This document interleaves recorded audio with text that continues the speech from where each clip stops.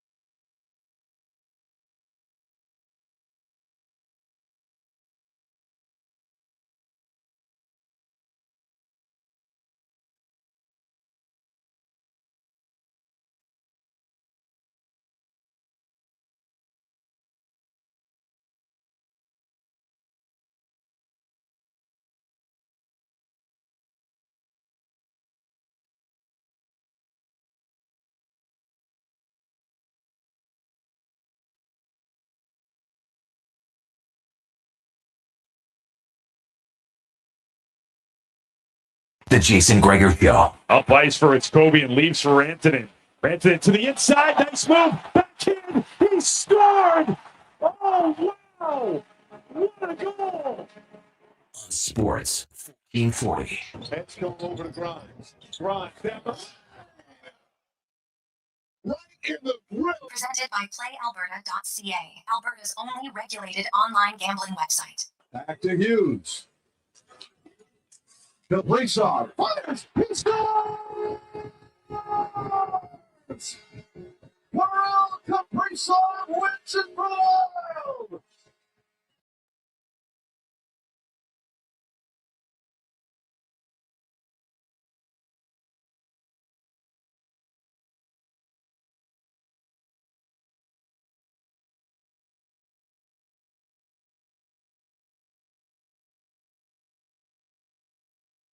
Tremendous Tuesday. How are you? Welcome to the Jason Gregor Show, Sports 1440, sports1440.ca, YouTube, Facebook, X, Instagram. Thanks for listening. Thanks for watching. The show is always brought to you by PlayAlberta.ca, where you can get in the game. Remember, it's Tuesday, and that is Lotto Max, $25 million up for grabs, PlayAlberta.ca. And, of course, tonight, the Oilers and the Maple Leafs. A rivalry that is, it's interesting. The Leafs and the Oilers have never been in the playoffs. They only meet twice a year. Yet if I talk to Oilers fans, you've got the Flames, you got the Canucks, but man, Oilers fans' disdain for Toronto is right up there. And I think for a lot of different reasons. I think ever since McDavid's been drafted, the rivalry has intensified a little bit because Oilers fans get a little sour having to listen to the fact that, like, from day one, I didn't like Edmonton. Look at his face. He wasn't happy, blah, blah, blah. Right? And then for, many years he was losing. Oh, he's never going to want to stay in Edmonton. He's going to leave. And I get it. You know what? There was a part of you that didn't want to believe it. Took it personal. I understand it. Then it got a little nuts when you had TSN and Sportsnet constantly McDavid, Matthews. And I know it came to a peak in 2022 when Matthews won the Hart. A lot like, oh, yeah, McDavid, Matt. And I think there was even one year they had at the start of the season, Matthews was ranked the best player. And you're kind of like, hey, let's be realistic. Did he have a good year the previous year? Yes. Was he better than McDavid? No. I still chuckle when I think about when I was asked to be a guest on Leafs Lunch, and they're all McDavid, Matthews, and I was like, well, I actually don't even think that's the comparison. The better question is who's better, Draisaitl or Matthews? And I argue that Leon Draisaitl was for a variety of reasons. Number one, health, and number two, he scores a lot of goals, right? Playmaker, and this was before Draisaitl went on the ridiculous runs that he's done in the playoffs. Because if you just look at their playoff numbers, it's not even a comparison. Never mind McDavid. Give me a break. Matthews isn't close to Draisaitl in the postseason. Not remotely close. So I can see why. And it's good. I love rivalries. Fans get irked up, man. I can tell you right now, the text line already. People are fired up, and that's good. And that's why, you know what? The atmosphere in the building tonight, it's probably going to be, I don't know, 35, 40% maybe Leaf fans. And those who go, most of them wear a jersey. Oiler fans are getting better at wearing jerseys for sure. And I understand why you don't. It's pretty damn expensive to have a jersey and paying for all the seats. I get it.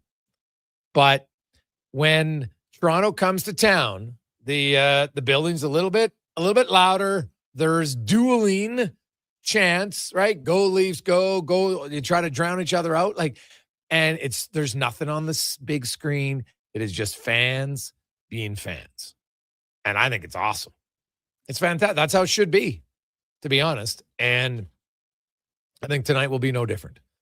Toronto comes in, they've won 2 in a row. They still believe as an organization they can make the playoffs. Their GM, other GMs who have touched base with them, says, hey, I'm not thinking about selling off right now, because we get a lot of texts every day on the show at 833-401-1440,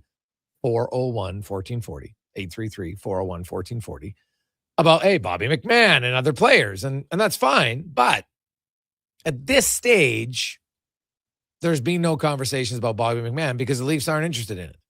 Now, that can change, right? Let's say Toronto loses tonight. Boston has 2 games between now and the Olympic break. Buffalo has 1 game. Toronto loses tonight. This is their last game before the break. And Boston wins both of theirs, and Buffalo, you're talking now 9 or 10 points. Right? Right now, they're 5 back of the Bruins and holding out hope that they can keep winning. And the Bruins will maybe go in a little bit of funk. That's what you have to believe if you are the Toronto Maple Leafs at this point. That's just how it works, right? You have no other choice in the matter in thinking that maybe we can make it. So they'll come in here tonight and say, hey, guys, let's go in on a 3-game winning streak, go to the break, feeling a little bit better about ourselves. Awesome. William Nylander's back. He's got 15 points in his last 8 games. Awesome. You're the Edmonton Oilers. On the other hand, you're like, hey, wait a sec. We're tied with Vegas for first, but the LA Kings, who are currently in 9th place in the Pacific Division, they're only they're 9th place in the West. They're only 4 points back. The Oilers are far from in, a comfortable spot yet. So, and actually they're 7 back of Boston. My bad, not 5. So, they could be, you're talking 9, 10, 11 points back, depending on what happens with the Bruins. If the Bruins just win one of their games and Toronto doesn't win tonight, then yeah, they're going 9. And the Sabres had a huge win last night. The Sabres play, after beating Florida last night, they're down 2-0 in the first 6 minutes of the game. They come back and win the game. That's a huge win for the Sabres. Huge. And now they got Tampa Bay tonight. Cirelli's out now. And he's out of the Olympics. If you missed it, Cirelli's out on Team Canada. Sam Bennett is in on Team Canada. Still no word on Braden Point. They're hoping that he'll be ready, but we'll see. So Sam Bennett in, Cirelli out. Not a huge surprise to me. It's a center for a center. That one actually makes sense to me. I get it, right? You're losing a center. The other guy probably would have been Mark Scheifele, but Bennett played there last year at the Four Nations and did really well.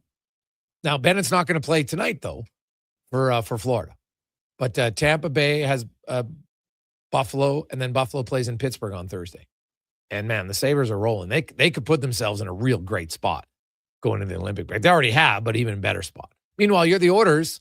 You have L.A. 4 points back of you. Seattle and Anaheim 3 points back. You're tied with Vegas. You need wins.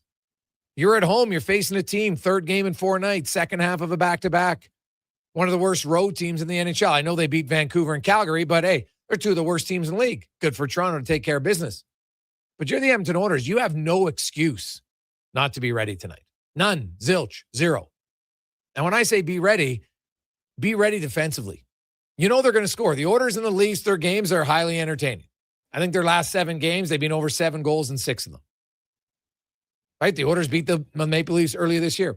And did you know, fun fact, the Edmonton Oilers can do something tonight that they've only ever done once in franchise history. One time. You got to go way back to 1989. They didn't do it with Gretzky on the team. They've never done it with Gretzky. They've never done it with McDavid, but they could do it tonight. Con, do you have any idea what that is? Off the top of my head, no. Beat the Leafs for a certain amount of times. Yes. Sweep the season series. They've never beat them in a season. Now, the Leafs have swept the Oilers in the season series quite a bit here in the last decade. But the Oilers have never won the season series where they swept it other than 1989 when they won all 3 games. And they spanked them that year. Outscored them 23-5. They beat them like 9-1 in one game, 8-2 in another, 6-2 in the other game. 1989.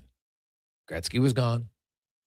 That was the year the Oilers lost in the first round of the Kings, but they spanked the Maple Leafs in the regular season. Only time. They never had swept a regular season meeting between them and the Maple Leafs, so they could do that tonight. So something on tap for tonight if you want to go to the game. And speaking of the game, we got a pair of seats. It is we're into grad season. We got lots of grads. We're getting lots of. I'm gonna have to raise more money this year, so we got a pair of seats to tonight's game. Oilers and the Maple Leafs. All the money going to go to the Gregor Foundation. So you'll go to the game. Maybe you'll cheer for the Oilers. Maybe you'll cheer for the Leafs. Whatever you do, it's your choice. Your tickets.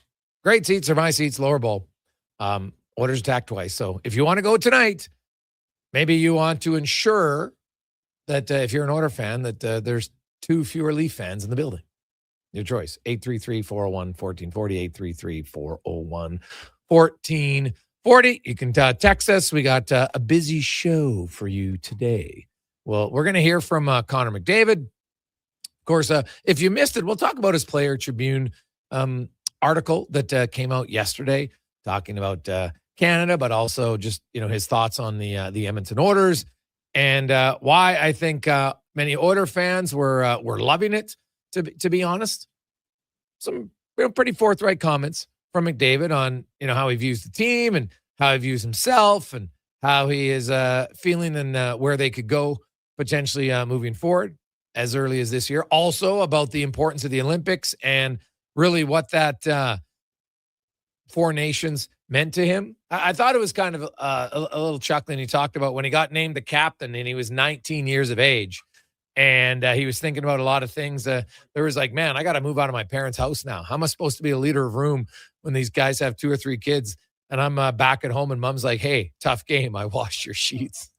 Funny. Now, I don't know if McDavid, I think that's where you have the writer that helps out with that line. I'm not sure that's David's line. Who knows? Maybe it was, but we'll see. Either way, there was lots in there about, being in Edmonton. This was probably the part that I think Oilers fans, there's a few parts in there that stood out for Oilers fans. If you missed it, quote, I'm 11 years into my career. Of course, I think about my legacy. I want to be remembered as a winner, but not just anywhere, here in Edmonton. To be in this city during a cup run, to feel that buzz. It just wouldn't be the same somewhere else. I think there's this narrative that we're this unlucky, troubled team. The end result hasn't been there, but it's not easy getting to 2 straight cup finals. We pride ourselves on being good playoff performers, and our room knows what we're capable of. I believe in this group. If I didn't, I wouldn't have signed my extension. And then he talks about 4 nations and many other things. So I definitely would recommend it. If you're an Oilers fan, gives you a little bit of a pull the curtain back on McDavid's mindset. Nothing shocking. He doesn't love those who kind of claim he's robotic. He just talks about, what, man, my focus is winning. I hate losing, and it's kind of who we are. Right. And this is another part of it that I thought was pretty good insight. He talked about when ever since he was a kid, he remembered losing. He goes, I remember one year I was like 11 or 12. We won 50 games during the season, lost 1. On the car ride home after the loss, I cried my eyes out. Looking back, of course, it seems pretty ridiculous now, but I remember the pain of losing and how at times it felt so much worse than the joy of winning. If I'm honest, I still struggle with that. It's something I've tried to work on these past few seasons. When we lose a game, whether it's game 1 or 82 or game 3 of a playoff, it's a big deal in Edmonton. Like I said, I welcome that pressure. But as a player, as a leader, I can't get too high or too low. And how do you have fun in that environment? I don't have that answer right now. Sometimes the regular season feels like a grind. I think you've seen it in our play this year, in my play. Not always proud of that, but I want to be honest because I want to say is that our room is working really hard. We're trying to win and have fun and be the team we know we can be. Coach is always telling me to relax, and I don't always listen to that as much as I should.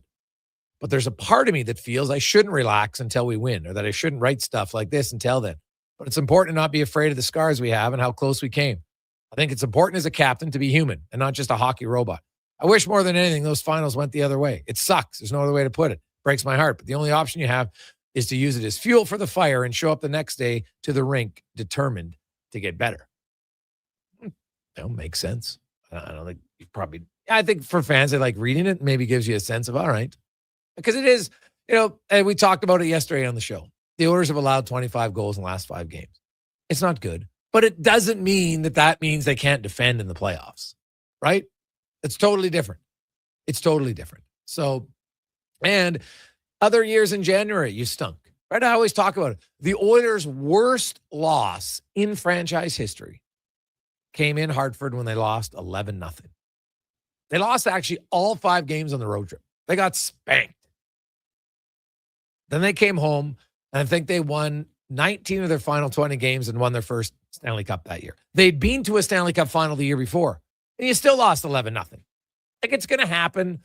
Things aren't going your way. I think Dave Lumley was our guest on the show. He took a major penalty that game, and they scored like 4 power play goals. The Brass Bonanza played 4 times when he was in the penalty box, so he hates the song. But it's going to happen. Like, even championship teams aren't champions every night of the regular season, right? They're just not. So it's kind of how it goes. 833-401-1440, 833-401-1440. Dan opens it up at $200 if you want to bid. You can text in for the Oilers and the Maple Leaf tickets tonight. Row 17, section 115 in the lower bowl. Great vantage point to watch the game. I'll tell you that. And it'll be a good crowd, man. I mean, I look forward to games like this. You got the dueling chants.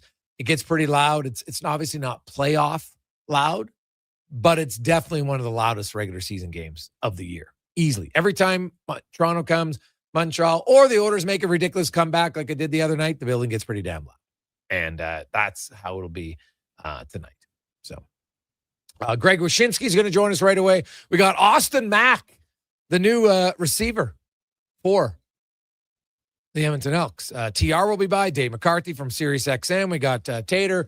Yaremchuk's in today. Struddy, Mark Spector. We got a busy Tuesday edition of the Gregor Show presented by PlayAlberta.ca. We'll return with more.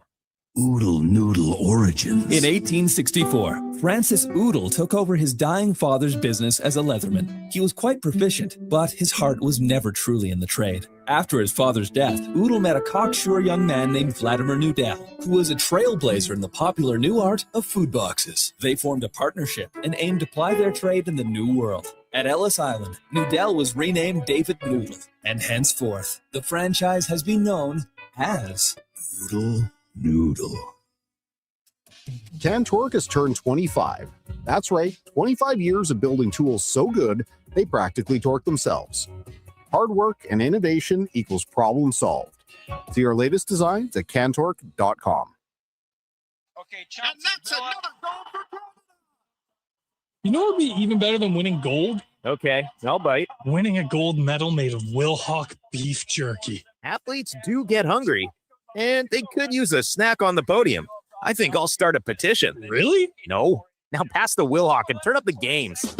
For a truly Canadian snack to cheer on our truly Canadian athletes, you need Wilhauk beef jerky, made with Alberta pride right here in Leduc. Hey, Edmonton, did you know a local Play Alberta winner scored over $500,000 on Mega Jackpots Ocean Bells? Think about the season tickets you could lock down with that kind of cash. From major casino winners every hour to jackpots worth millions and hundreds of popular games to money that stays in the province, there's never been a better time to sign up for Play Alberta. Download the app today to get started with casino, sports, and lottery all in one app. Must be 18 plus to play. When you gamble, use your game sense. Game Sports 1440 is your front row seat to the wild world of sports. Local legends, national headlines, and everything in between. Your game, your station. This is Sports 1440. What a performance by Action Electrical today. Their projects team kicked things off, designing and building with unmatched skill. Then the service team swoops in for those crucial repairs and maintenance. And don't forget the testing team, ensuring everything's safe and sound before the solar team scores with sustainable energy. A complete team effort. Have Action Electrical bring home a win for you and your project. Visit actionelectrical.net. Hi, Mike here from Northgate Chevrolet Buick GMC. Happy New Year. I just wanted to take a moment to say thank you. Thank you for everything in 2025. With your help and your support, we fed almost 500 families. We donated to various charities in the Edmonton area, and we're going to do it again in 2026. Please stop in and see us today, 13215 97th Street, or visit us online at northgategm.com. You're in Northgate country. Friday night calls for a family fun that's second to none, starting with a big party. It's the Oil Kings mascot Louie's birthday bash, presented by Bloom Benefits. Edmonton faces the Moose Jaw Warriors. Local mascots will be in the house for Louie's big day, and every fan in attendance gets a card for their chance to win a fun Louie prize. Plus, 4 Calmont Kids food combos for $10 or less. The value is lion-sized. Oil Kings Warriors, Louie's birthday bash, Friday at 7. Great seats at Rogers Place start at only $20 at oilkings.ca. Something's happening. Something big. The Service Big Share Contest is back, where just by saving money with Service Credit Union, you could win $1 million. From now until the end of April, the more money you save with us, the more chances you have to win. The Service Big Share Contest. Isn't it time to feel good about your money? The Service Big Share Contest ends April 30th, 2026. No purchase required. For information and rules, visit service.ca/win. Portions of this hour brought to you by On the Rocks. The Oilers are back in action, and OTR is ready to be your hockey headquarters. $5.75 Molson Canadian, 69-cent wings, and you can play score and win every game. See more at ontherocksyeg.com. This is Sports 1440, where Edmonton talks sports. On YouTube, Facebook, and X. Here's Jason Gregor. Brought to you by PlayAlberta.ca.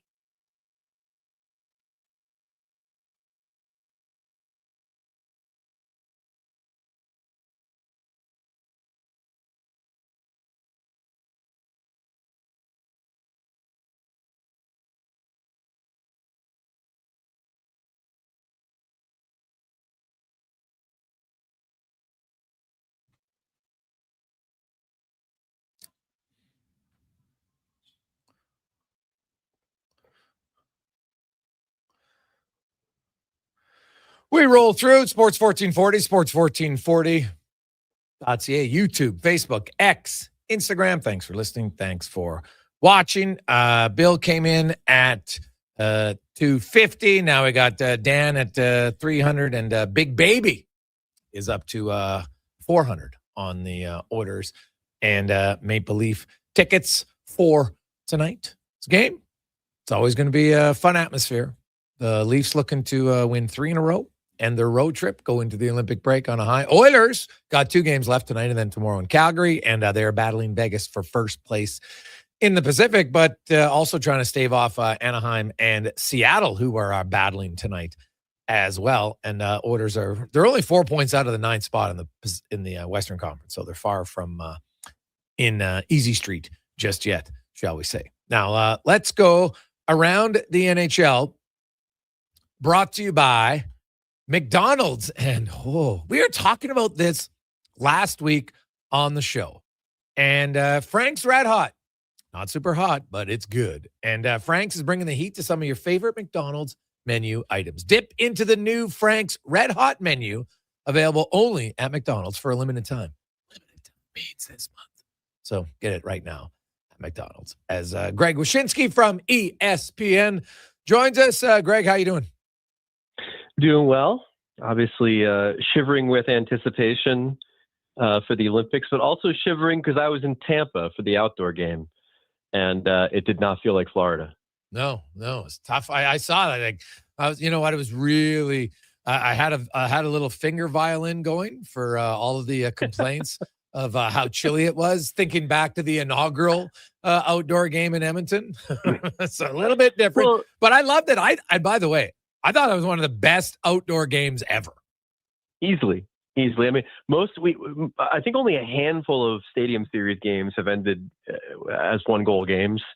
So getting that was a novelty. But I mean, now we know what the secret to success is for an outdoor game. You know, just give the team with Nikita Kucherov a 5-on-3 for about half a period, and then, you know, split that up with a goalie fight, and we've got ourselves a pretty good hockey game. But no, it was a ton of fun. I've often said that even if you think these outdoor games don't play as well as they used to on television, or if they've run out of interesting venues to take these things to, like when you're on site for one of these things, it really does feel special. It really does feel amazing to look around, and if you're a Lightning fan, see 65,000 of like-minded individuals show that you're part of a larger community. It still remains a really cool thing to be a part of when you're at these things live. Oh, and you know what, Greg?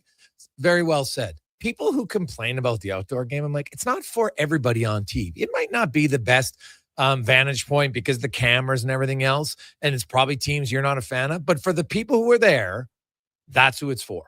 And, there's a huge crowd. It's over 64,000 people there. The game was unreal itself. As you mentioned, fights, big leads.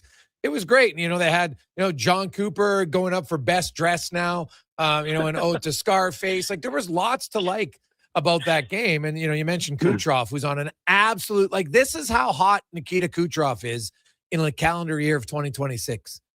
Since January 1st, Kucherov has 10 more points than Connor freaking McDavid, and McDavid's third in the NHL in scoring. Like, Kucherov's just been on another planet for a month.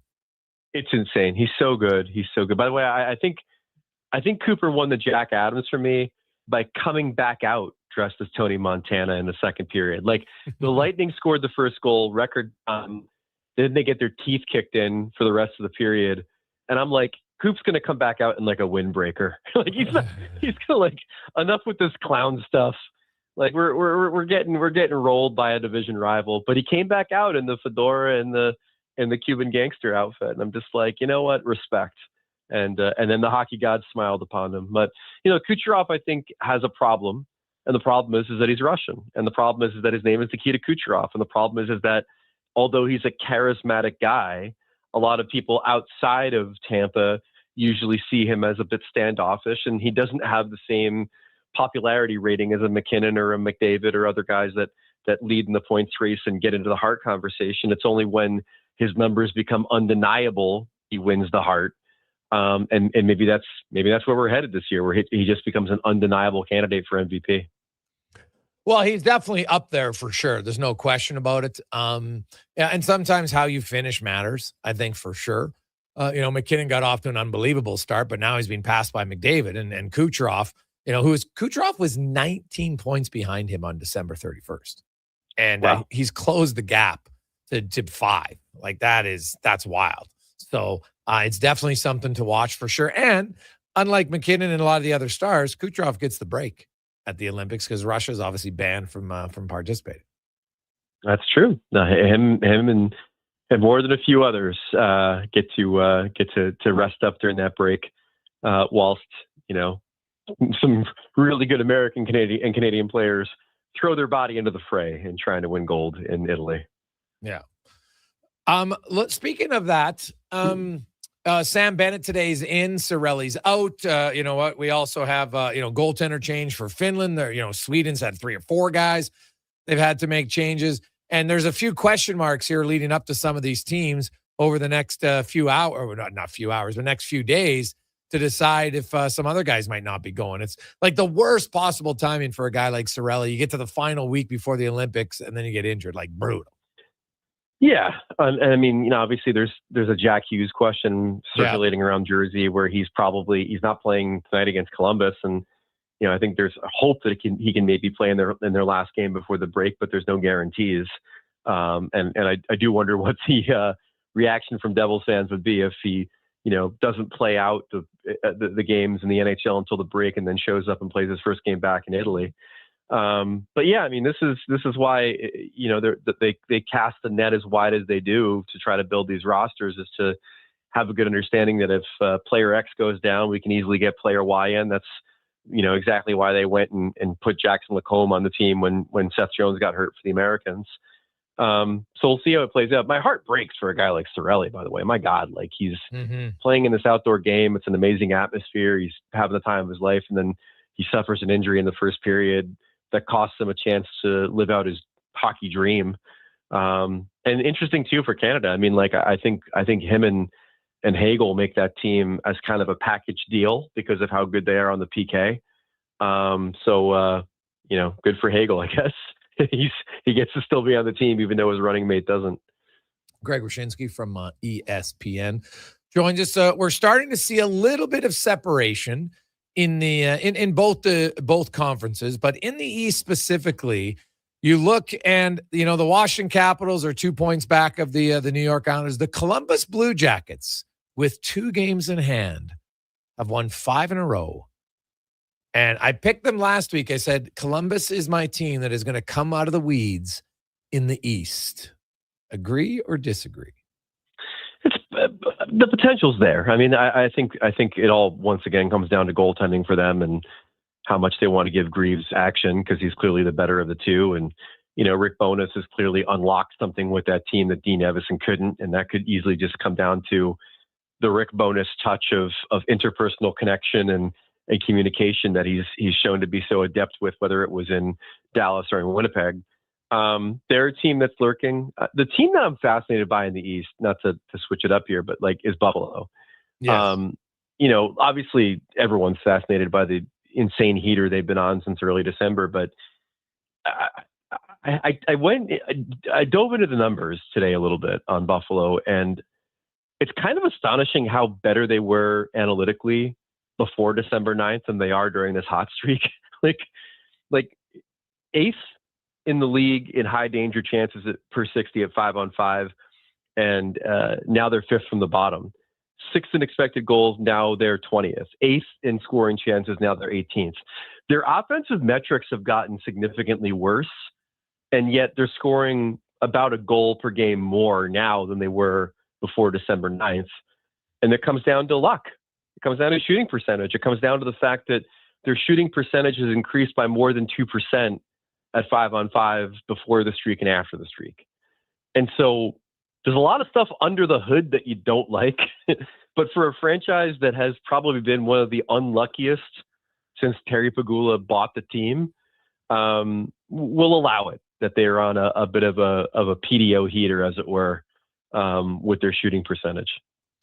Yeah, well, they're hot. They're goaltending now. UPL is out, but Alex Lyon has played unreal for them, so they only have a few games left. Like last night for Buffalo, to me, I looked at this week and said, man, Buffalo has done so many great things, but now they got to play 3 teams this week. Every one of them has won back-to-back Stanley Cups in the last decade. It was not an easy road, right? You got Florida last night. They beat them after being down 2-0. Now you got Tampa tonight. And I know Pittsburgh's roster is really overchanged since 2017, but still, you know what? The Penguins are playing well. And you looked at the Sabres and I was like, man, if they could find a way to win 2 out of 3 games this week, I would look and say, man, like they would go in believing in themselves even more than Alex Tuck believes in them earlier, right? But so last night was a huge win, I think, mentally for an organization that for many years, Greg, they play well and then eventually they just fold. I don't know. They're beating Florida without Barkov. They're going to play Lightning without Point and Paul and Cirelli. You know, whatever Pittsburgh is. There's a certain amount of Drake May beating the Bo Nix-less Broncos going on this week for the Sabres, all due respect. But they're a great story. And the bottom line for me about Buffalo is like the drought's got to end at some point. It might as well be in a season where the Panthers and Leafs are cooperating by opening up 2 slots in the Atlantic that usually are filled by this point. And it's only good for the NHL to have the boundless enthusiasm of the Buffalo fan base involved in the Stanley Cup playoffs, because I imagine it's going to be quite a party when this drought ends and they finally play some playoff hockey again in that city. Dude, of all the playoff games I'd want to go to, game 1, or game 3, whichever one it is in Buffalo, whichever their first home game is, that's the game I'd want to go to, because I think it would be phenomenal, because they would be so excited. First time in 15 years they have a playoff game.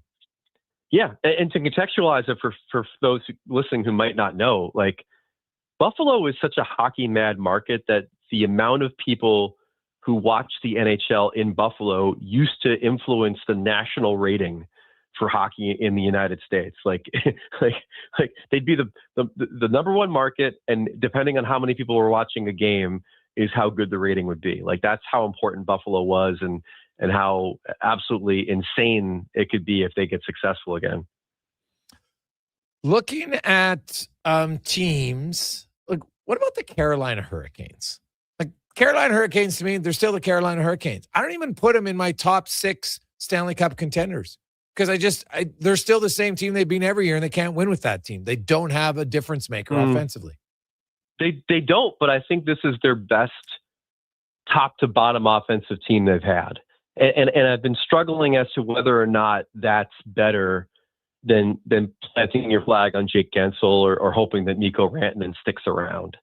Like when you've got Taylor Hall playing on like your fourth line, like you're pretty loaded. Like you're pretty good offensively up and down.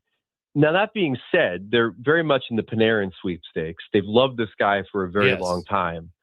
And if they find a way to land him, and given it's Panarin, and given that he probably wants to play in either Florida or Dallas or LA, they probably won't.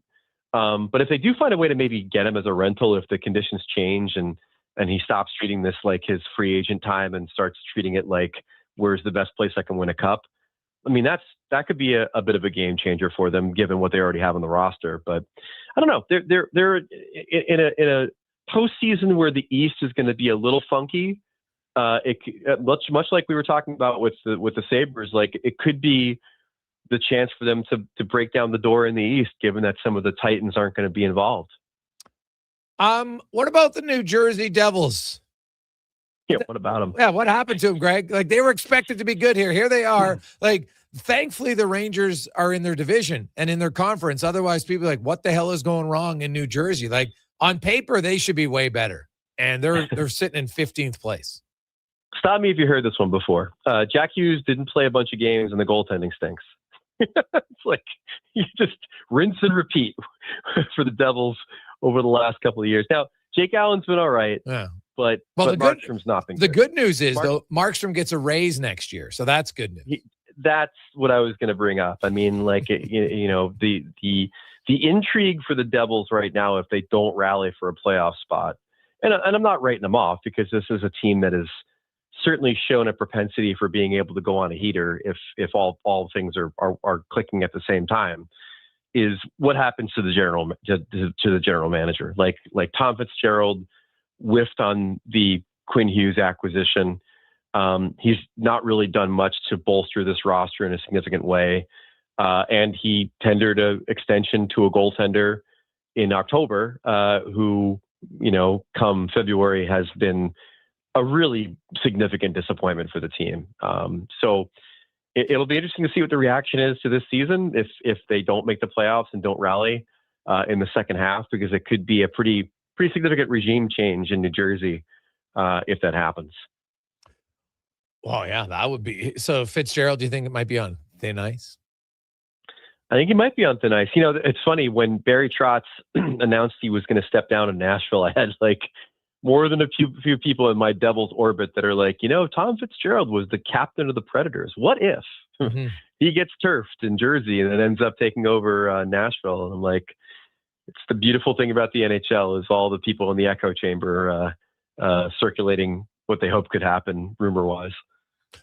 Well, Greg, it's fascinating. What's wild is you look at some teams that could miss the playoffs. Panthers don't have their first-round pick. Toronto doesn't have their first-round pick. Ottawa has had to give away their first-round pick. It just goes into midair, and no one gets it. It's quite wild to see the change, especially in the Eastern Conference this year. I don't think a lot of people thought there could be 4 or 5 new teams. Yeah, or the fact that the entire Eastern Conference outside of the Rangers would be like over 500, for the most part. It's been a pretty wild year. And again, there's certain X factors that I don't think we counted on the positive side, like the Dan Muse effect in Pittsburgh and the way that Boston has sort of remained strikingly relevant and hard to play against with their new coach and in a transition year. And Detroit being where they are in the standings, I think is a bit of a surprise too, with John Gibson really solving a lot of goaltending problems for them that we didn't anticipate that he would. So There's a lot of negative surprises for sure, Jersey and the Rangers being chief among them, but there's also been some real positive surprises too in the East that's made it a bit more chaotic. Awesome stuff, man. Have a great day, Greg. Always good to catch up with you. Enjoy the Olympics. And enjoy, hey, the women probably got a very good chance to win the gold, but let's be honest. You're playing for silver for the men. That's always been our saving grace. I have been a little bit more nervous in leading up to the Olympics. The watching a 2-1 game between the U.S. and Slovakia or Finland, where they're trailing in the third, and the pressure of not only falling short of gold but embarrassing themselves in front of Canada is too much for them, and they don't even play for a medal. That's been my nightmare in the weeks leading up to the Olympics. Should be fun. Can't wait to see best on best. And there'll probably be a few surprise teams here win a game or two in the prelim round, so that'll be fun. We shall see. Awesome. There's Greg Wyshynski from ESPN. Quick break. We will return. We got lots more hockey and football to get to. It's a Gregor Show presented by PlayAlberta.ca. You think about what you're going to do in the day. Go to work, pick up the kids from school, make supper. But at GS Construction, we think a little differently. Winter is our season to think, to plan, and to improve. We study, we innovate, we train. So when the thaw comes, we're ready to dig, build, and deliver even better, which means we need people like you. If you're thinking about joining the team at GS Construction, now's the time to do it. To apply and to see how we think, visit gsconstruction.ca. Hear ye, hear ye. Dragon fruit has returned to Booster Juice. Prepare thyself for the legendary alchemy of the Dragon Slayer smoothie, Pink Dragon Booster Mixer, and Dragon Booster Ball. Yeah. Does the dragon taste like chicken? Nay, Booster Juice uses only delicious tropical dragon fruit. No dragons are harmed. Get thee to Booster Juice before dragon fruit vanishes once more. Booster Juice, Canadian-born, blending since 1999. Shoulder pain. It can make even the simplest things like reaching up, lifting a bag, brushing your teeth, or sleeping frustrating. Rotator cuff strains, impingement, arthritis, they're some of the most common issues we treat every day. I'm Grant Fedoruk, and at Leading Edge Physio, our team brings postgraduate training, evidence-based technology, and just the right amount of humor and humility to help you feel better. Because we never forget the most important part, the gratitude we feel for every patient who allows us the opportunity to care for them. Because life shouldn't hurt. When it does, leadingedgephysio.com. Whether you're a craft beer connoisseur or more of a wine aficionado, there's always something new to discover at Sherbrooke Liquor, a unique, family-owned, independent liquor store. The selection, incredible. The non-alcohol section is also very impressive. Sherbrooke Liquor, expert, knowledgeable staff with a passion for unique finds. More than just a liquor store, we're a community. Alberta's best, the one and only Sherbrooke Liquor. Wine, spirits, and oodles of beer. Visit SherbrookeLiquor.com. Just think, Kevin Karius has been covering Edmonton sports since before TikTok, Twitter, texting, and the Titanic. We may have made that last one up. Check out Karius in the mornings on Sports 1440. Your game, your station. 60 years ago, we started selling trucks as Western GMC Buick. Today, we are Wolf GMC Buick. We're still located on the corner of 184th Street and Stony Plain Road with the same ownership for over 2 decades. Our customers have trusted our family-owned, community-driven business. And for that, we are thankful. If you're looking for a truck or SUV, pop in and one of our seasoned professionals will get you a great deal, hassle-free. Come trust our team at Wolf GMC Buick. Wolf GMC Buick. We're making it easy. Mr. Rooter gets a colonoscopy. All right, Mr. Rooter, just relax. We're almost finished. Now, what am I looking at on the screen? That's your large intestine. Wow, the pipes of the human body. Incredible. This is just like when we use a camera for sewer inspection, except you probably don't find tree roots. You'd be surprised what we find. You know, once I found a bunch of Hot Wheels. Hey, me too. For a plumber who values healthy pipes, call Mr. Rooter.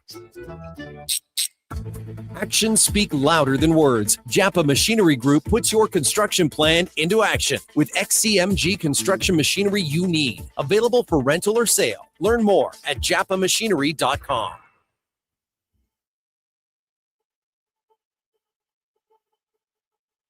Gotta get dip. Gotta get dip. Gotta get dip. Gotta get dip, dip, dip, dip, dip. Gotta get dip. Portions of this hour brought to you by Cantork, made in Canada, made for Canada, where extreme isn't theoretical. Find your solution at cantork.com. The Jason Gregor Show, the best of Edmonton sports talk and beyond. This is Sports 1440. Presented by PlayAlberta.ca, Alberta's only regulated online gambling website.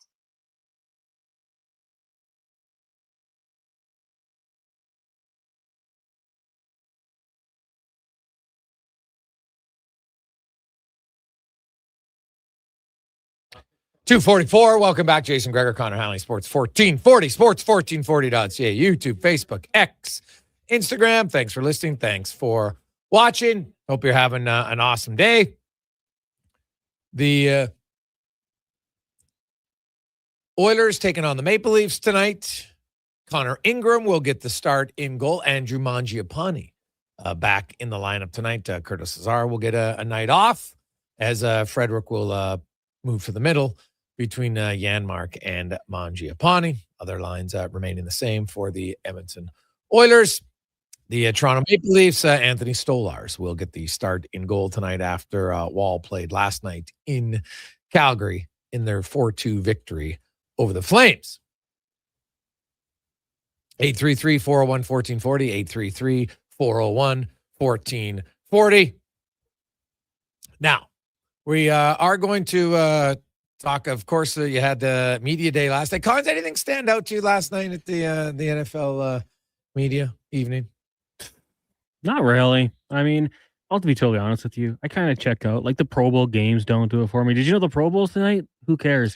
Leading up to it, Well, I don't care. It's flag football night tonight, right? With the Pro Bowl? I don't know. It just doesn't. It's not what it once was for me with the media lead up and the Pro Bowl games and the Pro Bowl flag football game. I'm just ready for the main dish. Yeah, I agree with you on media day. Now, like, I think like the diehard professional guys probably get a little irked by some of the zany questions. Like, I don't mind if you want to ask a guy something they haven't been asked all year long. That's, hey, your favorite meal, that's whatever, fine. But there's a few times where it's like some of the guys try to make it about them. You're dressed up completely zany. Like, let's get real here. What are you trying to get your 50 minutes on your TikTok to go viral? Like, I don't know. It seems a little bit odd to me, but anyway, it's past and gone. And now we start to focus more on the matchups, which should be great as we get to our NFL report, brought to you by Legacy Heating and Cooling. Home of the no payments, no interest for 1 year on your furnace. Stay warm all winter. LegacyHeating.ca. From The Athletic, NFL writer Austin Mock joins us. And Austin, is it good to have media day gone? Yeah, you like to get there, get the game going. I even being in the media, I get a little tired of it. So I'm ready for some football. So let's look at it from a football perspective. I really like Seattle in this game. Tell me reasons why you think New England can surprise. Yeah, I think, I'm in the same boat. I lean Seattle in this game as well. But if New England is going to have success, I think it comes with kind of a similar path to what the Rams have done, and that's finding some success in the run game on early downs so that Drake May isn't facing third and longs all game long. And that's really the key to beating this Seahawks defense is don't let them, force you, don't get into a drop back passing situation. And I think that run game, Ramondre Stevenson will try to figure something out. Maybe that takes a little bit of pressure off the offensive line for the Patriots as well. But I think that's the key. Will they be able to do it? I'm not sure. But if you're able to get Drake May with his scrambling ability that he's shown throughout the playoffs into 3rd and 4s, 3rd and 3, 3rd and 5, that's a place that I think that the Patriots could then methodically move the ball down the field and then kind of keep the Seattle offense off the field. And I think that's probably their best path to victory. Yeah, I look at the Patriot. Where do you come out on, the schedule and who they played and everything? How much of a factor, if any, is that for you? Yeah, I mean, it's pretty big. They, by my numbers, like far and away the schedule faced this year. And to their credit, against those teams, a lot of times they blew those teams out. So I have to give them credit for that. That's probably what you want to see if you're playing a pretty weak schedule. But it does factor into it. Like, if you look at raw numbers, Drake May is going to be, a top passing offense, in a lot of metrics. He's going to be top 3. but you got to adjust for that. And I think we've seen that through the playoffs. I know they've had some iffy weather in a couple of the games, but they played a good defense in the Chargers. They played a good defense in the Texans. They played a good defense in the Broncos. And the offense has kind of looked out of whack. So there is definitely something to the schedule. I don't think this is a high-flying offense. I don't expect them to put up, 30 points against any of these teams. And now they're going up against another great defense in Seattle. But it's a huge factor. And I think we've seen that definitely on the offensive line for the Patriots in this offense. They definitely benefited from the easy schedule. I look at the Seahawks, and there was lots of questions about Sam Darnold. It was interesting, Jefferson came out the other day, hey, you know what, I think we might have been better with Sam Darnold, and that's always nice, in hindsight. Sure, they had the young guy, whatever. NFL teams always want to go to their young guy right away, probably because, I could make a strong argument that the NFL's problem with allowing young quarterbacks to develop is they have to pay them so much as in their first few years anyway, because of where they're drafted, that you almost can't rest the guy, right? So it's in a way, it's almost like they're sabotaging themselves because you have to pay these high picks who haven't played a snap yet, massive amount of dollars, and you don't want to do that to have them hold a clipboard. Yeah, and then even on the other end of that, if you see, guys 2-3 years in who have, moderate success, they're getting huge contracts. We just saw it with Tua Tagovailoa. We saw it Jordan Love got paid. Jared Goff got a huge contract.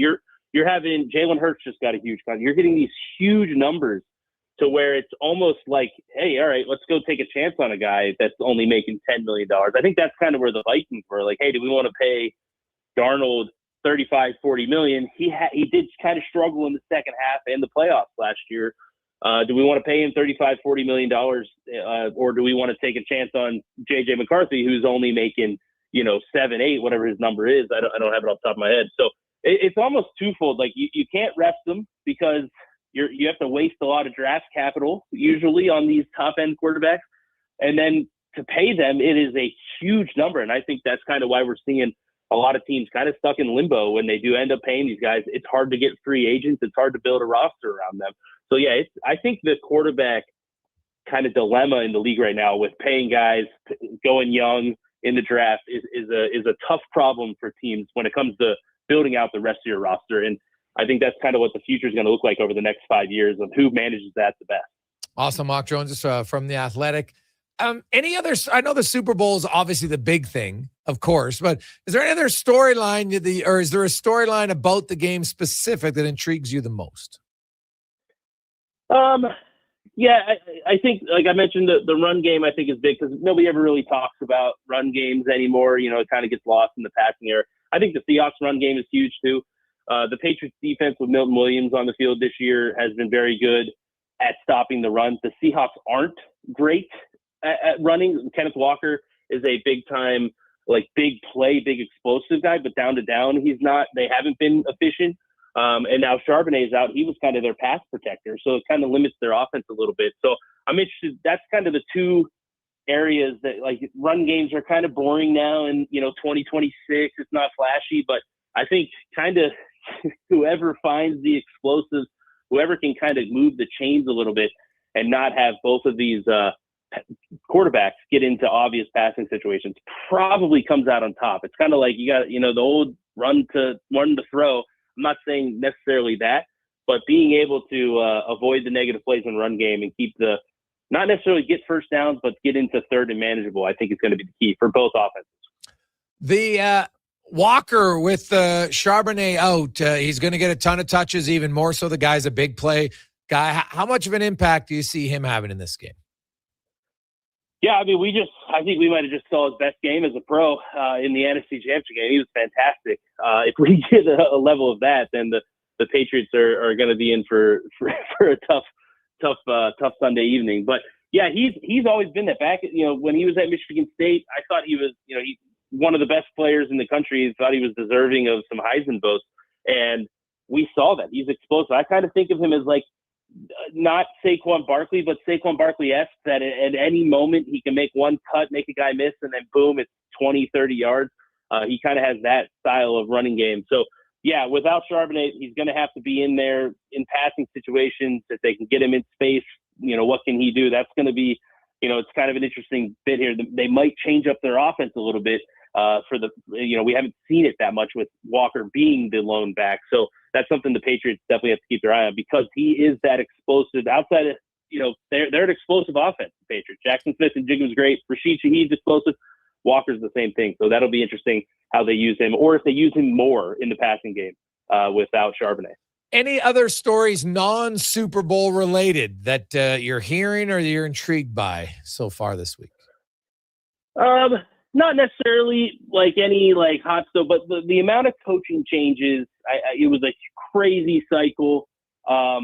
Super interested with that, because there weren't a ton of offensive we've had this young offense coordinators get jobs over the last few years. The Shanahan and McVay tree have kind of dominated the space, but this year there weren't a ton of those guys. Clint Kubiak, obviously the Seattle offense coordinator, was the biggest one going to Las Vegas, but it'll be interesting to see what does that change, because it's 9 coaches, almost a third of the league is a new regime. So it'll be interesting to see how much that kind of sparks up how the offseason goes. If there's more trades, do we have more movement because head coaches are changing? That's kind of the storyline that I'm interested with heading into the offseason. With so much coaching turnover, do we kind of see some more roster movement? Because the NFL is not super big on trades. I wonder if that picks up this offseason. Well, that's a really good point. Why do you think that is? Why they don't trade as much? Yeah. Yeah, the shelf life in the NFL is not as long. That stat out there, it's 3 years. I think it's partially that. And a lot of it is these guys come out of college at 22, and because of that shelf life, when they get through their rookie contract, 27, I don't know how, not that many guys are getting that big second contract. So I wonder if it's partially that, but I'm thinking AJ Brown to the Eagles on draft night a few years ago. I could see, I wonder if we're starting to turn a little bit more towards that. Definitely for teams that are, with the new coaches, hey, let's try to get some fresh, maybe more draft capital, try to find a guy like AJ Brown, in the trade market. But I think it has to do with just the average career of an NFL player just isn't very long. And you get so many draft picks. I think teams will just rather take their shot in the draft than take a 28-year-old aging veteran. Yeah, no, that's a very valid point. Very valid point. Who are you picking, Austin? Yeah, Seattle. I think that front will be too much. I'll give them 24-21. I'll give a score prediction. Oh, close game. All right. Okay. Well, see, awesome. Enjoy it, man. Appreciate your time. Yeah, thanks so much for having me. Enjoy the game. There you go. That's Austin Mock from The Athletic. Yeah, that was my mistake. I read when I was looking at it, I thought it was Austin Mack that we're having the Elks receiver on. So that was my faux pas, not Connor Halley's early in the show. So sorry for the teaser. We'll get Austin Mack on the show soon, the new wide receiver for the green and gold. It's 2:57.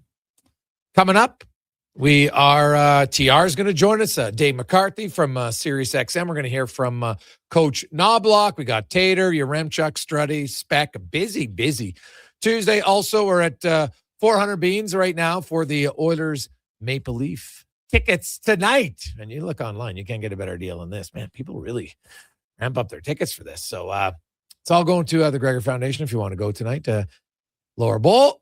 Oilers attack twice, 833-401-1440, 833-401-1440. We'll take a quick break. We'll come to Connor Halley and a Sports 1440 update brought to you by Fountain Tire. Fountain Tire, when we say we're on the road together, we mean it. From tires, wheels, oil changes to vehicle repairs. Visit fountaintire.com and find out more. This is the Sports 1440 update.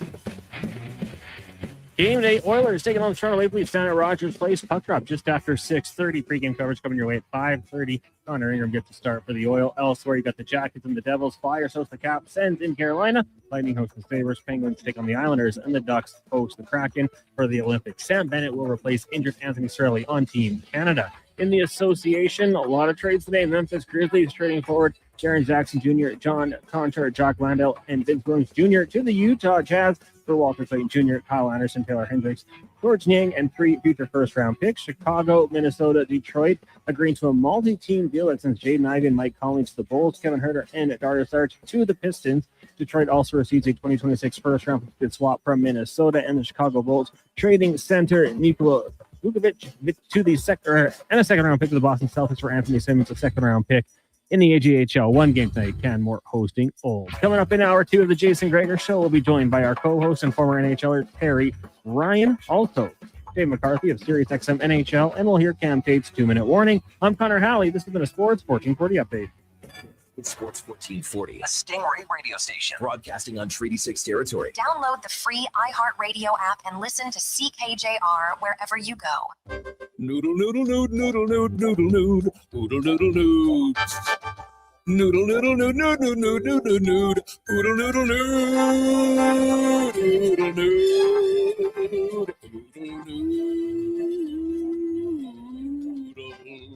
Noodle, noodle, noodle, noodle, noodle, noodle, noodle, noodle, noodle, noodle. Noodle, noodle, noodle, noodle, noodle, noodle, noodle, noodle, noodle, noodle. Trouble low down to Oodle Noodle tonight because dine-in is open. You've got a go-to coffee spot, a trusted barber, even a lucky game day jersey. But when it's about looking your absolute best, there's only one name you need. Mr. Dirk. Family run since 1939. We're experts in crafting impeccable tailor-made suits and offering a wide variety of everyday styles. Pair that with personalized one-on-one fittings and the convenience of on-site tailoring. Mr. Dirk elevates your style game. Visit our Edmonton store or explore MrDirk.com. Score big on style with Mr. Dirk. They're not just a grocery store. They're a butcher, a baker, a cafe, deli, rotisserie pizza, and restaurant, all under one roof. Loca Quality Market does food differently with 2 locations to serve you. Edmonton and Sherwood Park. Visit loca.ca. You wanted local sports on weekends. Saturday mornings at 9, check out the Saturday Sports Setup, where we'll tee up what's happening on the weekend sports scene. Tune in Saturday morning at 9 on Sports 1440. The job isn't done until the last load is hauled, and having a semi-trailer out of commission is not an option. Whether replacing or adding to your convoy, Edmonton Trailer has a huge inventory of new and used semi-trailers, trusted by the gravel, logging, oil field, fluids, and freight industries. Find a trailer right for you online or at one of their 3 locations. For sales, service, parts, rental, and finance, when you're in it for the long haul, Edmonton Trailer. Action Electrical's projects team takes the field, folks, ready to execute the entire play for new commercial builds. Absolutely. They're masters of design build, sketching strategy. Tuesday, how are you? Welcome to the Jason Gregor Show, Sports 1440. The team never misses on complex projects. Known for handling big league constructions and major renovations, ensuring flawless execution. Hire the Action Electrical team to bring home a win for your project. Visit actionelectrical.net. Are you looking for safe and professional transportation solutions for your group events and sports teams? Look no further than Silent Rides, Alberta's premier charter bus company. Whether your group is big or small, Silent Rides has you covered. We offer state-of-the-art motor coaches, first-class service, and affordable rates. Get your quote today. For more information and to request a quote, contact sales at 877-748-0991 or visit silentrides.ca. If you're selling a vehicle, Sherwood Honda really wants to get your goat. We mean greatest offer of all time. Consign with Sherwood Honda, and they can sell your vehicle for you. All breeds, makes, and models, not just Hondas. You can let Sherwood Honda lock horns with those tough negotiators, and you'll reach the interested buyers that flock to Sherwood Honda every day. Sherwood Honda's the goat of selling vehicles, including yours. So someone Sherwood...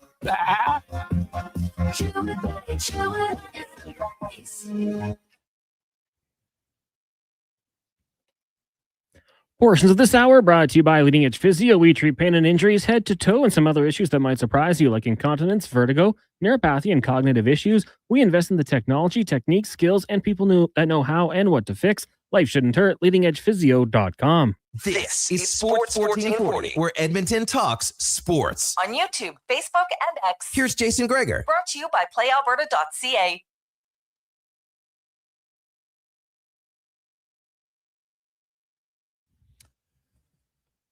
Just after 3 o'clock on a lovely Tuesday afternoon as we inch closer to the Olympic. Actually, some Olympic events get going tomorrow and Thursday even. So we'll start tracking some of them. With the women's hockey I think the first game is on Thursday. Opening ceremonies, of course, are Friday. But for some of the events, just to get everything done in time, a few of the events start a few days earlier. So there we have it. Mixed doubles tomorrow. Yes. Curling, that is. Yes. And also, Leon Draisaitl might be a flag bearer for Germany. I saw he mentioned that. So he'll be the Oilers play the Flames tomorrow, and then he'll be jetting off on Thursday, because it's kind of odd they're waiting this late. Like, why wouldn't you just make your announcement? Like, why do you have to wait till like the day before the event? But nonetheless, so he'll be jetting over there. That would be a huge honor. Anybody who gets to be a flag bearer would be great, as long as you don't have like 25% of your country being flag bearers. Like, I guess if you have 4 people, that's different. Then you're going to have 1 flag bearer. But when you have 7 flag bearers and you have 28 athletes, it might be a bit much. Just saying. Right? I know that that you've got the one main opening, and then there's other ones in little areas. But still, 7 is too much. Sorry. It's way too much. It is the Gregor Show, presented by PlayAlberta.ca, and tonight a few for you to get after. The Connor Halley special, a Trent Frederick goal tonight at PlayAlberta.ca. Also, we got some involving the Scores, the Leafs, the Oilers, the Kraken. So all involved. So you can check it out at PlayAlberta.ca. Quickly, let's get to TR now as we go in the room, brought to you by Action Electrical. Take action on your savings in residential solar. They've installed more than 300 residential solar installments throughout Alberta, where you can get 10-year interest-free loan from the Government of Canada and paybacks between 6 to 8 years. So check it out at actionelectrical.net, as we are joined by Terry Ryan, former NHLer, stars as a hitch on Shoresy. TR, how you doing? I'm all right. I'm on my way to bring my daughter to soccer, even though it's 2 snow days in a row. But soccer goes ahead. Well, indoor soccer must be then? Oh, yeah, yes, of course. Indoor soccer. But, they've enjoyed the last couple of days.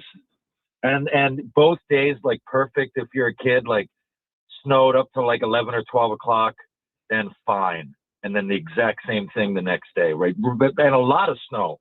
Yeah, a lot of snow. Couldn't see 5 feet in front of you, man. It was crazy, but very selective times of the day. So, yeah, my question was going to be, when you have a snow day out there in the Maritimes where you're at, like, how much snow are we talking? Oh, God, I guess it was 30 to 40 centimeters over the course of that time. But in Newfoundland is different, because, like, it'll go up to, like, within the next week, it'll go up to 8 or 9 degrees, and it'll all melt, which just makes for a mess. So it's not quite as cold as it gets out there, but it's just as messy in the winter. I wouldn't take one over the other. Right now I'm looking out, and there's a couple of feet of snow down. Oh, okay. What's the sense out there? Toronto's in town tonight, and they are currently on the outside looking in of the playoff picture, and not just a little bit, but the Bruins are 7 points ahead of them in the playoff race right now. They've each played equal amount of games. How much concern is there in Toronto land? Yeah, man. Like, it's really funny, because like a bounce or two earlier in the year, and like even 5 days ago, people are saying, well, obviously now you got to sell everything off, but right, you get a couple of wins, even though they're against lesser teams. Who knows? Maybe they get a bounce tonight and they get a point in Edmonton, and then all of a sudden, hey, what do? It's so close. If it's me, though, if I think personally, I'm not the GM of the Toronto Maple or anything close to it. But if I am, I think I've seen enough over the years. I think I would. I'm not saying I would get rid of Matthews if he's cool with it. Like, him and Nylander are stars, but where are they going to go? Like, if you were basketball, you could say, just put me on, trade me to LA Lakers or whatever. There's always a juggernaut. But, I don't know. I think if I was Matthews, I'm just, because obviously everything's going to have to go through him if he's not being traded himself. I think I'd be cool with it. Get some parts, maybe Morgan Riley, people are talking maybe a first rounder for Bobby McMahon, which I think on the surface sounds absurd. But, I mean, the Leafs had to give up a first rounder for Lawton, didn't they, last year? People are going to be desperate at the deadline. I think you could moderately retool without having to get rid of your major stars in Toronto. And, you know, who knows? Maybe they do make the playoffs. I don't think so, but there's so many teams within, you know, the top of that funnel is very jammed up. So who knows? Well, they're going to need a lot of help, man. Let's just be honest here, because Buffalo is rolling. The Boston Bruins are playing very well. If they're going to make it, they're going to Toronto's going to have to go in a big heater themselves, but also they're going to need a significant amount of help. Man. That's just the reality. And especially with Ottawa. I mean, Ottawa, all of their analytics line up to be, not all, but a lot of them near the top of the league. It's only for goaltending now. Omar came back. Seems to be, you know, I mean, I can't speak for what kind of peace of mind he has right now, or his adversity that he faced off the ice. But I mean, all it is like a good goalie away from Ottawa being like way up in the standings. So I'm with you. I don't think it would happen, but you're asking me for, I don't know if I think Chris Pronger used the term right down to the studs, which would mean get rid of everybody. I think you could make some moves in Toronto and come back next year with a legit, you know, playoff intentions. And the other thing, Noah, people aren't talking about it enough. Like, they lost Mitch Marner, obviously. Like, you know, I mean, people said this. I mean, I'm listening to all the sports shows. People are like, Toronto, maybe they'll do this, or maybe they don't have it. And who knows what it is? Maybe it's schedule. And, you know, yeah, they're losing Mitch Marner. He's a 100-point player, and he left for nothing. To me, that's a big part of this. We're talking about, look how close it is. I mean, you wouldn't have a few overtime goals, or I haven't looked at the exact stats, but I'm sure he would put you in a little better of a position, 2 or 3 points away, or maybe 10 points, whatever it would be. But to me, it's just glaring. You're losing one of the best players in the league. Obviously, you're going to get worse. Yeah, no, that is totally valid. TR, we got a question. Hey guys, I'm just curious. I listen all the time. How did TR get into acting? Yeah. Well, it was, I mean, the Cole's Notes version, it was kind of an accident. I went in, I went into school because I had that ankle injury and I couldn't go back and play pro hockey. So I had to do something, and it was in my contract with the Canadians. I can't remember, but they paid for some of my schooling if I went by a certain date. So I think it was 2009. So I went back and I got a folklore and English double major, Bachelor of Arts. I was going to be a teacher. Within that program, though, there was like a film studies certificate, which I didn't get, but I took a lot of courses on the way there. And that was it. Did some talking. My buddy is Alan Hawko. Alan Hawko right now is on a show on CBC called St. Pierre. He used to be on Republic of Doyle, and he was the Jared Kiso of that show. So I asked him for a job, you know, not in front of the camera. I just anything. And at first it was like fetching coffee for the director. And I mean, like at first it was like 3 or 4 years of real backbreaking, either taking orders from people or go and make this for the afternoon, and we'll, you know, build stuff or whatever. That's kind of how I became a set dresser. But I was 6 years at least in that industry without even thinking of being on the other side of the camera. I slowly wrote a short film called The Stand-In, which you can see on YouTube. And I showed that to some directors and producers, and eventually we just kept writing and writing and writing. And most of the stuff you won't see got produced, but it, you know people in the industry. And so I got in that way. I ended up getting some minor roles. Now the big one was the very, very first scene on the show Frontier. It's on Netflix. You can check it out. It's 5 seconds into the show, episode 1, season 1.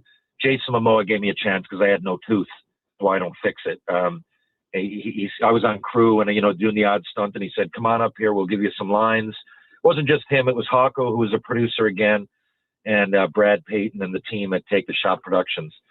And they basically gave me that shot at the very beginning. Now I spoke on camera. That got me into the union. And just like Jason Momoa said, don't fix that tooth, because acting is more about a look. You're never going to be Robert De Niro in Taxi Driver, but there's something there. And I kept it out, and I ended up getting like pimps, drug dealers, soldiers, guys who were beat up, a boxer, and then from there, Letterkenny. So, I mean, it was a lot of hard work, but it was also right place, right time, and a lot of good things had to happen.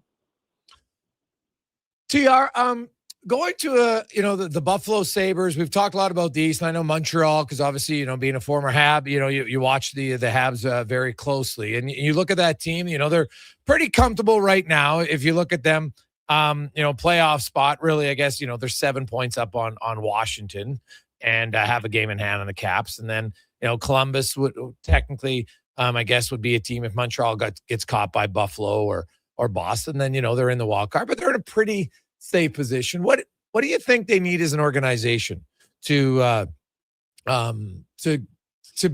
make a decent run in the playoffs? The Habs, you mean? Yes. Well, I'm pretty pumped too, because an unsung hero for them, that might be exaggerating, but definitely one of their diamonds in the rough is Alex Newhook from St. John's, Newfoundland, my good buddy, and he's coming back into the lineup soon. I'm more intrigued, like, what are they going to do with Laine? He doesn't fit on that team. He's gone soon, and that opens up, $9 million? So, I mean, what to do? I guess they can wait there and see, but I think he's gone after this season. Am I wrong, or does he have a year left?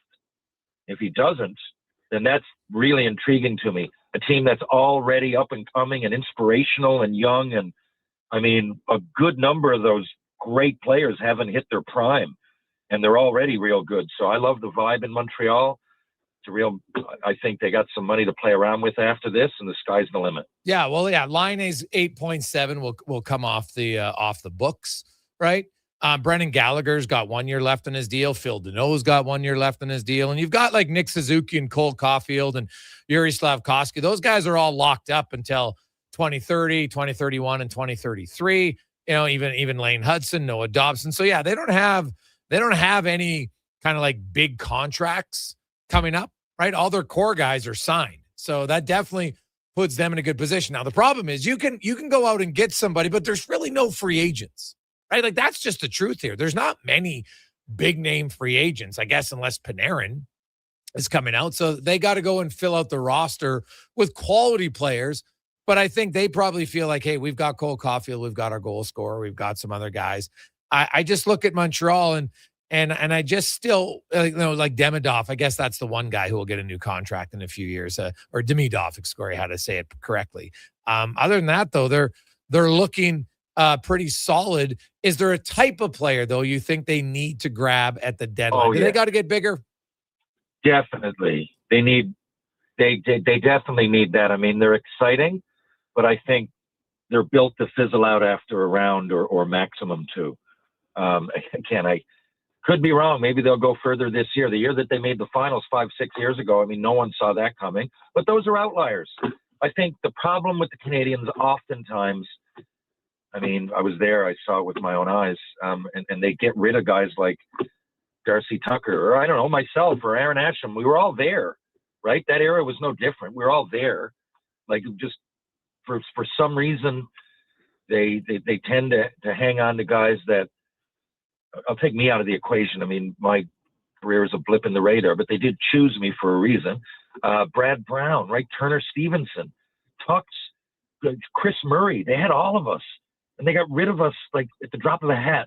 And it always tends to happen. It's like they're never really sold. They never go all in on having a team of guys that can play two-way and that are two-way tough. Nowadays, tough means something a little bit different than it used to.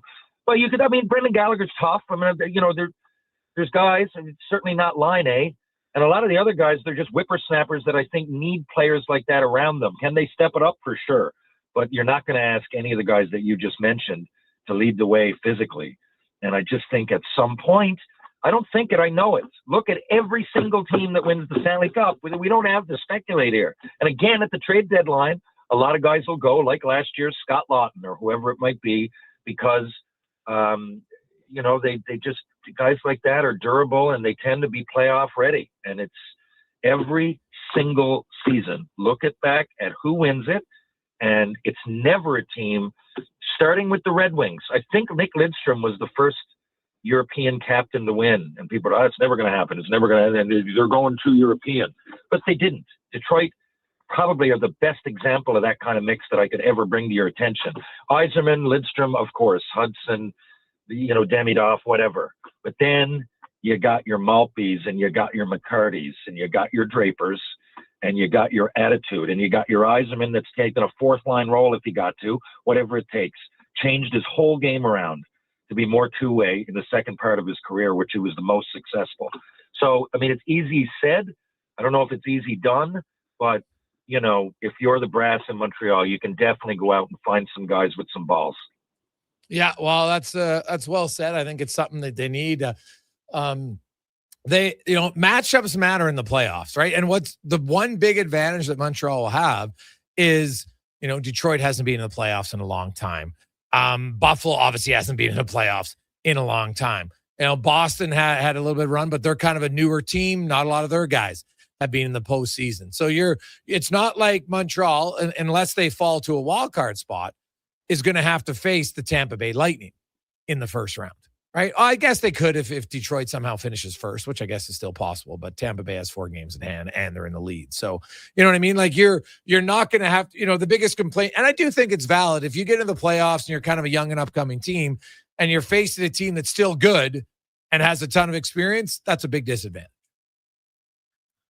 Yeah, man, it really, or if you look long-term, it could be an advantage. Speaking of Edmonton, I mean, I've heard Wayne Gretzky say it 1,000 different ways, but I remember him saying when they first got up and played against the New York Islanders, and when they walked out afterwards and they looked over and the Islanders where it was pretty much quiet and they all had ice bags and the Islanders had won. And everybody, not every story has to do with toughness like that, but, it opened a bunch of guys very similar. I mean, the Oilers were all young, around the same age-ish coming in, and that would have been new to them, even though they were about to take the hockey world by storm. I don't know if Montreal is about to do that, but a lot of those guys happen to come in on the same wavelength. I mean, you saw it in Chicago with Taves and Kane and Seabrook and Duncan Keith, all those guys. Pittsburgh, right, without naming every guy, it's obvious. It happens, and you get, sometimes you just hit that lightning in a bottle and the perfect storm of things to go right. So if I'm the Canadians again this year, I think at this point I'd be disappointed if I didn't make the playoffs, but their best days are ahead. So however far they can get, it's bonus. However much playoff experience, bonus. And you might play a team like Tampa Bay, and it might open a guy like Hudson's eyes even more so than it would be if it was Detroit. I mean, who knows? Me, of course, I'd rather take the team that's less experienced. But there are advantages when you're a young team with so much talent, albeit inexperience. Jason Gregor, Terry Ryan with you, Sports 1440. We'll return. Dave A. McCarthy will join us on the Gregor Show, presented by PlayAlberta.ca. Hear ye, hear ye. Dragon fruit has returned to Booster Juice. Prepare thyself for the legendary alchemy of the Dragon Slayer smoothie, Pink Dragon Booster Mixer, and Dragon Booster Ball. Yeah. Does the dragon taste like chicken? Nay, Booster Juice uses only delicious tropical dragon fruit. No dragons are harmed. Get thee to Booster Juice before dragon fruit vanishes once more. Booster Juice, Canadian-born, blending since 1999. There's a lot of great seasons in Alberta. Hockey season, harvest season, the winter season, and the even more winter season. But GS Construction is already preparing for our next great season, because while the city slows down, we plan ahead. Projects, people, and pipelines. Everything starts taking shape for another strong year underground. We're also getting ready for our next hiring season in March. We want new people who want to build something that lasts. For more on us and to apply, visit gsconstruction.ca. You've got a go-to coffee spot, a trusted barber, even a lucky game day jersey. But when it's about looking your absolute best, there's only one name you need: Mr. Dirk. Family run since 1939, we're experts in crafting impeccable tailor-made suits and offering a wide variety of everyday styles. Pair that with personalized one-on-one fittings and the convenience of on-site tailoring. Mr. Dirk elevates your style game. Visit our Edmonton store or explore MrDirk.com. Score big on style with Mr. Dirk. Hey, Edmonton, did you know a local Play Alberta winner scored over $500,000 on Mega Jackpot's Ocean Bells? Think about the season tickets you could lock down with that kind of cash. From major casino winners every hour to jackpots worth millions and hundreds of popular games to money that stays in the province, there's never been a better time to sign up for Play Alberta. Download the app today to get started with casino, sports, and lottery all in one app. Must be 18 plus to play. When you gamble, use your game sense. The longest running basketball show in Canada airs every Saturday morning at 10 on Sports 1440. Hoop City with Paul Sir introduces a new generation of basketball talk, and it's right here on Edmonton's home for sports, Sports 1440. Friday night calls for a family fun that's second to none, starting with a big party. It's the Oil Kings mascot Louie's birthday bash, presented by Bloom Benefits. Edmonton faces the Moose Jaw Warriors. Local mascots will be in the house for Louie's big day, and every fan in attendance gets a card for their chance to win a fun Louie prize. Plus, 4 Calmont Kids food combos for $10 or less. The value is lion-sized. Oil Kings Warriors, Louie's birthday bash, Friday at 7. Great seats at Rogers Place start at only $20 at oilkings.ca. Bringing every project to life requires the right team. By joining the Japa Machinery Group service or sales teams, you can be part of setting a new industry standard. Celebrating a legacy of excellence with Japa. Learn more at japamachinery.com. At Fountain Tire, success is a team effort. They're committed to their team members and their customers. And that means treating your vehicle like it's their own and finding solutions that suit your needs. Because whatever the road brings ahead, they're on it with you. Visit fountaintire.com today. Something's happening. Something big. The Service Big Share Contest is back, where just by saving money with Service Credit Union, you could win $1 million. From now until the end of April, the more money you save with us, the more chances you have to win. The Service Big Share Contest. Isn't it time to feel good about your money? The Service Big Share Contest ends April 30th, 2026. No purchase required. For information and rules, visit service.ca/win.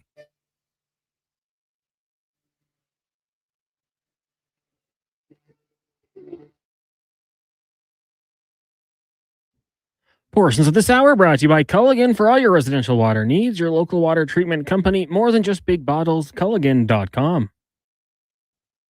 This is Sports 1440, where Edmonton talks sports. On YouTube, Facebook, and X. Here's Jason Gregor. Brought to you by PlayAlberta.ca.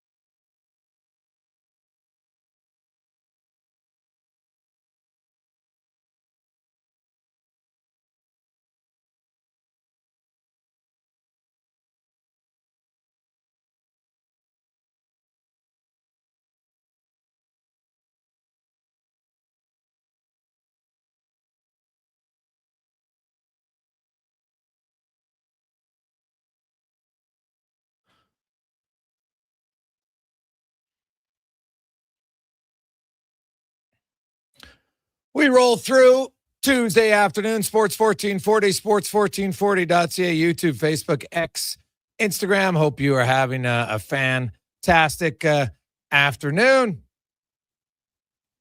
Oilers getting set to take on the Toronto Maple Leafs tonight. And the Oilers looking to do something that they've only done once in franchise history. Way back in 1989. The year after Wayne Gretzky left.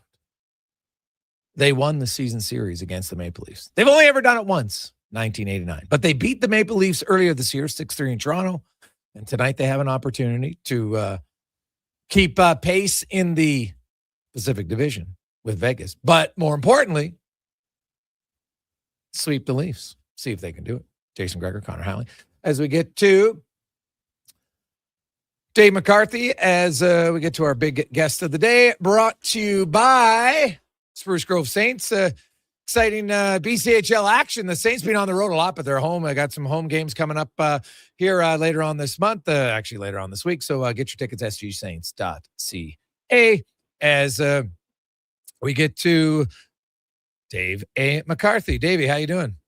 I'm trying to recover from you blowing my mind right there. The Leafs haven't lost a season series to the Oilers since 1989. Yeah, like they split a lot of them, but the Leafs have actually swept it a few times. Edmonton has never swept it. Yeah, I know. Like since they moved to the Eastern Conference, they only play each other twice a year, but still, that is wild because the Leafs, as you might be aware, Jason, from 2005 to about 2016, were, as Louis Domingue might say, not the best. Now, mind you, the Oilers weren't great themselves either, but that's a wild stat. That's a great pull by you, buddy. Oh, well, thanks, buddy. I like to do my research. So it's an odd one to me that they haven't been able to do it. Now, the Maple Leafs, look, they're still 7 points back of Boston. They've won games in Vancouver and Calgary, and frankly, games they have to win to get back in the race. But the problem is when you're out of the race, Dave, and you're chasing, when you've got teams like Buffalo who keep winning and winning big games against Florida, like it's really hard to make up ground. It's just about impossible. Look, if you're going to make up ground, games against the worst team in the league in the Vancouver Canucks and a team, quite frankly, not far from the worst team in the league in the Calgary Flames are non-negotiable. You had to win those. They squeaked by Vancouver. They hung on against Calgary. So that was good. But winning games against teams that are non-negotiable will not be enough to get them to where they want to be. So you need to beat teams that are good teams, like the Edmonton Oilers tonight. This is straight facts. They have no choice at this point. They played their lousy card the first 25 games, and quite frankly, they tried to play it again on that homestand where they went 0-4-1. You cannot afford to lose many more games at this point. So, look, I will sit here and say that I am still not at all confident that Toronto will find a way to make the playoffs. They just have too many teams to pass and too much ground to make up. 7 points on Boston. And quite frankly, to me, Jason, Boston looks like a pretty solid team. I like their goaltending more than Toronto's right now. I like their back end more than Toronto's right now. I like what they have going on up front more than Toronto's right now. So, yeah, I don't see Boston cratering. And then you still got to pass Washington. You still got to pass Columbus. You still got to pass Ottawa. I still think the right play is to look at what you can get for some of these assets that they have right now that would have value.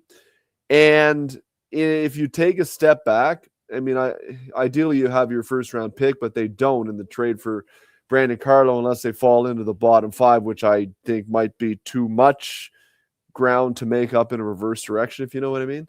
But I still think you got to look at guys like Bobby McMahon. You got to look at guys like Simon Benoit, Oliver Ekman-Larsson, and see what you can get for them. And if you can get some futures, then you can use that in the summertime to try to get some guys that can help you now next fall, and sort of retool your roster a little bit. Because I think right now the Leafs have too many guys that are like 8 to 12 goal scorers outside of Austin Matthews and William Nylander. They just don't have nearly enough game-breaking type players. So they need to retool their roster. But if you've got Matthews and McDavid, fever dream, Matthews and Nylander on the roster, you still have to try to contend. Well, yeah, there's no question to me they have to try to contend. I see a lot of people, they're like, I can't believe people think that you get a first for Bobby McMahon. I'm like, well, why not? Why not? Guy's going to score 25 goals. You gave up a first for Scott Lawton. Now, Scott Lawton, to his credit, did have a 69-point season, right? But Scott Lawton's is getting older. I look at Bobby McMahon and the reason you might not get it first is very little salary retention, if any. Like the guy's a $1.35 million cap hit, right? So even if you get him to retain half of that, like, are you joking? Like, that's unreal. It's like, $650K in the playoffs, give or take 675, I guess it would be. I know that the league, this I know, having talked to two different general managers, is that when they spoke to Brad, they said, hey, last time I spoke to Brad, which was late last week, he wasn't interested. He was like, no, we're still moving forward. And which was the right answer, because why would he rush to trade a player? Who knows? Maybe they win tonight and, they win 3 games coming out of the break and suddenly they're 2 points back. It can happen. We've seen other teams do it. So there's no rush for him to do it. But at the same time, I'm sure privately he's thinking, okay, if we're not in it by March 1st or 2nd, then I got 3 days to look at making some trades. Yeah, no, absolutely. Look, if they win tonight, it's possible. And they got Florida and Tampa coming out of the break. And, Tampa's got just about everybody at the Olympics. Florida's got a bunch of guys at the Olympics. So maybe you catch them, not being at their best. There's a chance that they could close the gap a little bit. And then, you see what happens. I still don't think they're a cup contender. And that's really what it should be all about in Toronto right now, not just squeezing into the playoffs. But that's a different topic. Probably we don't have the time to get into it right now. But in saying that, you still have time if you get to a few days, a week before the trade deadline in early March, where you determine that, okay, we are out. You'll still be able to cultivate a pretty good market for a guy like Bobby McMahon. And look, I said it to somebody last night on Twitter, because I said the goal should be a first for Bobby McMahon if you move him at minimum. And the guy told me, wow, Vancouver couldn't get a first for Brock Besser last year. Well, yeah, Brock made 6+. Bobby makes, as you pointed out, 1-3. So the trade deadline, Jason, is desperation and passion free from logic. In no world is Bobby McMahon really worth a first-round pick. But if you're a team that feels like you're a Bobby McMahon away in your top 6, top 9 from really cementing your team as a true legitimate cup contender, the hell with the first-round pick. Sure, cool, because we need that guy. Would you make that move on July 15th? No, you wouldn't. But July 15th is different than March 5th. And so that's why I think when you look at what Bobby McMahon represents, he's still a guy that basically plays for free. He's going to score 25 goals. He can fly. Like, he has had a faster speed burst this year than Connor McDavid. Think about that for a second. Okay, so he can fly. He's big. He's got some bite to his game. Like, if you think you're that kind of a winger away in your top 6, top 9, you don't think you're paying a first-round pick? 100% you are. So that should be the goal for Toronto, because I do think Bobby McMahon is a really, really quality player. The only knock against him is that we've never really seen it in the playoffs. And I will say that last year during the playoffs, he was disappointing. But you hope he used what he learned last year during the playoffs, his first go around really in the Stanley Cup playoffs, as experience to make himself better here moving forward into this year. TR? Dave, I can't see you, but I bet you're wearing a nice hat. Not as good as John Cooper's, though. I will tell you, Terry, I have an outfit in mind the next time the Tampa Bay comes to town. Okay, and I'm going to hold it up to the camera right now. This is a value add for those of you watching on YouTube. Okay, and I'm going to ask John tomorrow if he will kill me if I show up wearing it. So, yes, I'm wearing a nice hat. I like his depth as well. Why do you think Brendan Shanahan would be a good fit in Nashville? Brendan Shanahan would be a terrific fit in Nashville for a multitude of reasons. Number one, the Nashville Predators have basically done things the same way for 30 years. They, I think to an extent, and it's no fault on them really, but I think you have to look at where they are and realize that it's time for change.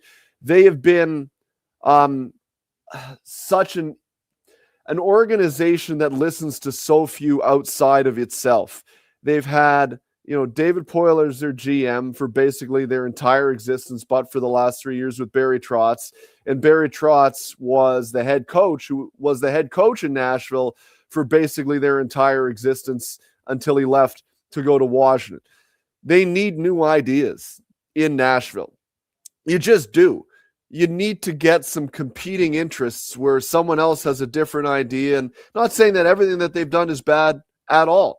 I think they've done some really good things in Nashville, and they've been a relatively consistent team, but really never a cup contender outside of that 1 year that they tripped into the Stanley Cup final. They need some competing ideas to broaden the way they approach things. So they need to hire someone outside the organization. That is paramount. Do not hire an assistant general manager that is currently with the team. Do not hire somebody that is currently involved with the team. Bring someone in from outside the organization so that you get some competing viewpoints at the table, and better ideas and more ideas are better, so that you can parse what you have and then come up with the best approach moving forward. So they need to hire somebody outside the organization. If they do that, Terry, there is no one better than Brendan Shanahan right now. Did they win in Toronto under Brendan Shanahan's leadership? No. But what did they do? Remember back to the period of time prior to Brendan Shanahan getting here in 2014. Not only were they a joke on the ice, but it was a sideshow, a circus almost every day with one thing or another. And as soon as Brendan Shanahan got to town, quite honestly, I was thinking about this last week when we got back to a period here in Toronto where it did seem like every day there was a different sideshow with the Willie Nylander finger and the Matthews not talking business and all of that. That went away when Brendan Shanahan was here. So we brought a level of professionalism and just calm to the organization, which really, really behooved them. And I was told by somebody last week that it seems like within the organization right now here in Toronto, now that Brendan Shanahan is not here anymore, it's almost like dad's out of town and the kids are running their own show. And to an extent, at times, it seemed a little bit like a rudderless ship. And some of the things that we've had to contend with that I'm just not used to contending with over the last 10 years. So that would help. If he could do it in Toronto, we can do it in Nashville. And if you can bring a guy like Brendan in and, you're in the playoffs every year, there's value in that. A lot of teams would trip over themselves to have what Toronto had over the last decade, where they would show up in September and you knew they were in the playoffs. And outside of all of those reasons, Brendan's just a really smart guy. Like he really, really is. He does the work. He studies the marketplace. He understands what's important where he is. Like Darryl Sittler said last week when he was honored for the 50th anniversary of his 10-point game, he said Brendan deserves a ton of credit for bringing Dave Keon back into the fold, who had been ostracized from the Leafs organization as a result of conflict during the Harold Ballard years. He found a way to bring Dave Keon back in, and that mattered.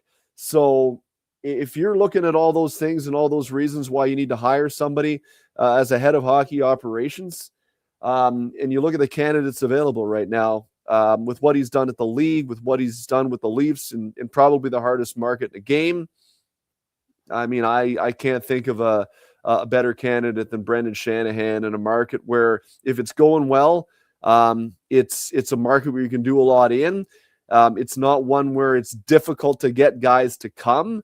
So as persuasive as he is, I think he can convince guys to come to Nashville. I honestly think he would be a home run with the Predators right now. I really do. And it's not just, because he was here in Toronto. I think he did a really good job. Was he perfect? No, absolutely not. But man, 10 years with the Leafs, the way they were in the playoffs every year, careful what you wish for when he's out of town now, because the Leafs have not been nearly as good this year without him in the fold. No, not at all. Dave McCarthy from Sirius XM joins us. Davey, what about Morgan Riley? Would they be like, do they got to revamp their defense if things don't go well here in the next 2 weeks? Would they ever consider moving him? I think they would. Look, Morgan has a full no move clause. And has he been good this year? Not so good. Like, he's not at the level that you'd like him to be for the kind of money that he makes. Is he playing too high in the lineup at this point in his career? Maybe a little bit. Is he still a good player used in a proper situation? I also think so. But I don't think he's a guy that can play 23 minutes a night against the other team's top players anymore. I think if you can use him in selective situations, I think he can be a really good sort of, 4-5 guy, 3-4-5 type guy, because he can still move the puck quite well. But I don't want him on the ice against other teams' top lines. Now, they have to be careful with how they handle this, because Morgan has earned the right to call a shot. I mean, he was negotiated in good faith, a no move clause, and you got to be careful about how you approach guys who hold those clauses. You look at New York with the Rangers. I think they went about it the complete wrong way with the Jacob Trouba situation and the Chris Kreider situation, because that stuff gets around the league. And then it makes guys think twice about coming to that franchise, especially when it's a guy of the pedigree of a Trouba or a Kreider in New York or a Morgan Riley in Toronto. What did we hear about the whole time last year? It was that, Mitch Marner isn't really happy here and he's looking at houses when he's on the road and all this. And there was always some like butting of heads with the media and, all that nonsense, right? You never hear that from Morgan Riley, ever. Like, he never complains. He is always available. When he speaks quite honestly like a captain. He doesn't duck responsibility. And he's a guy that I know truly loves being a Leaf. When I asked him prior to the season about all the nonsense about, it's too much pressure to play in Toronto and all that, he said, stop, just stop. He said, if you want to win, you want to do it somewhere where it matters. And if you want to do it somewhere where it matters, you want to do it here in Toronto. And that clip blew up. And so, careful about running guys like that out of town. You really have to be careful about it. But in saying that, I do think you should have a conversation with him in the offseason and say, where are we at right now? Would you be interested in moving elsewhere? Do you see, he's been here a long time. It's a long time to be in one city. I think it's 13 years now. In Toronto, let alone it's a long time. So I think you have to approach him. And I think if he was available, you mean to tell me he couldn't be an Oliver Ekman-Larsson on the Florida Panthers? You know what I mean? That would be a tremendous fit for him in that type of a scenario. If the Leafs eat some money, there would be a market for him. I think you have to approach him.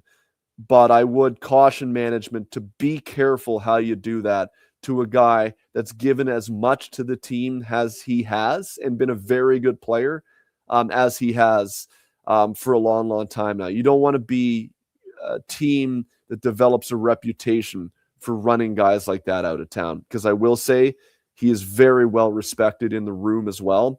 And just like Jacob Trouba was and Chris Kreider in New York, and you rip guys like that out, sometimes it can have an adverse effect. Davey, have a good one. Quickly, what do you make bad news for Anthony Cirelli? Sam Bennett's in, so one center's out, one center's in. What do you make that decision? And what are your thoughts on Braden Point? Yeah, it's unfortunate. I feel bad for Anthony, like you really do. I mean, who knows if he's going to get another Olympic chance or not. Can't play, so they go to a guy that they're familiar with, and Sam Bennett at the Four Nations last year.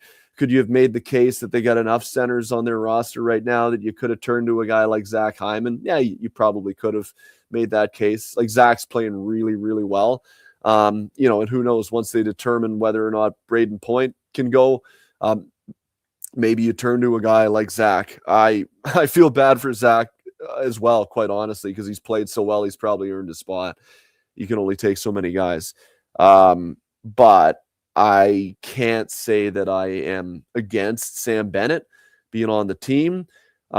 We saw what he was able to do when the stakes were high during the Stanley Cup playoffs last year in Florida. We saw what he was able to do with the Four Nations. John Cooper is abundantly familiar with him, both coaching him and coaching against him in the Battle of Alligator Alley. So I'm not surprised really that they went to a guy that they're familiar with. And I would expect Sam to be good. He wasn't good in the first sort of 6 weeks of the year. He's been pretty damn good ever since. So doesn't really surprise me. Davey, have a good one, buddy. We'll talk to you Sunday on the brunch, and then next week when the Olympics are officially on. Can't wait for it. See you, boys. There you go. That's Dave A. McCarthy, Sirius XM. Quick break. Come back. 5 questions. Jason Gregor, Connor Halley, Sports 1440s, sports1440.ca, YouTube, Facebook, X, and Instagram, presented by PlayAlberta.ca. Need a new ride for road trips, errands, or just life on the go? Go Auto offers a massive selection with over 15,000 new and used vehicles to choose from. With over 70 locations across Western Canada, finding your next ride has never been easier. Whether it's a roomy SUV for the family, a sleek car for the open road, or a rugged truck for your weekend adventures, you'll find it here at a price you'll love. Explore thousands of vehicles today at goauto.ca. The job isn't done until the last load is hauled, and having a semi-trailer out of commission is not an option. Whether replacing or adding to your convoy, Edmonton Trailer has a huge inventory of new and used semi-trailers, trusted by the gravel, logging, oil field, fluids, and freight industries. Find a trailer right for you online or at one of their 3 locations. For sales, service, parts, rental, and finance, when you're in it for the long haul, Edmonton Trailer.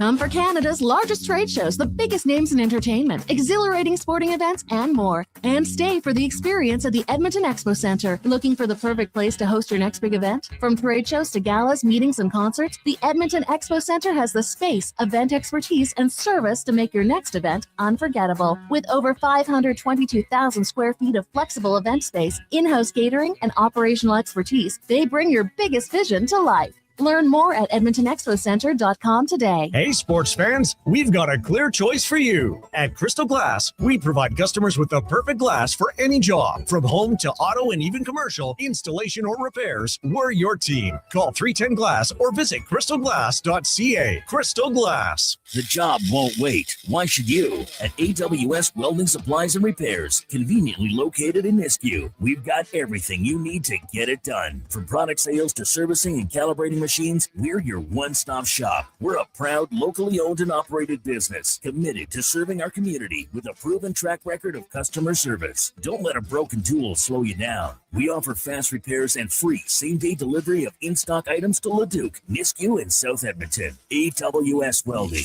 We make it happen. It only comes once a year. Aw, Valentine's Day. What?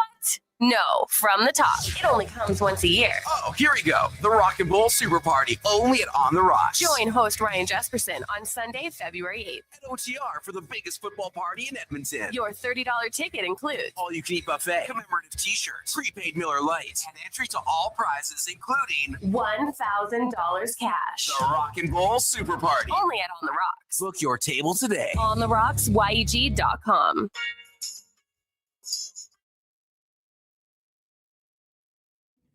Portions of this hour brought to you by eWell. Get your power play amped up with eWell, supplying the City of Champions and Alberta with quality electrical gear since 1975. eWell.ca is your partner in power. The Jason Gregor Show, the best of Edmonton sports talk and beyond. This is Sports 1440. Presented by PlayAlberta.ca, Alberta's only regulated online gambling website.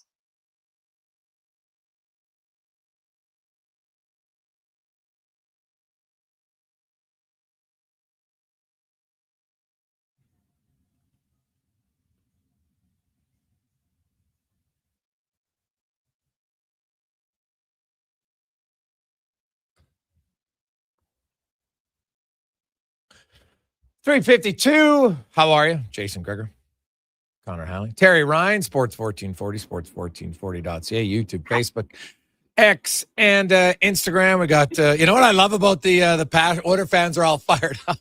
Some of the texts I can't even read. You guys are little, not even PG today. A few R-rated texts in regards to people being fired up about Dave's thoughts on the Maple Leafs. So I love it. That's why I said it earlier.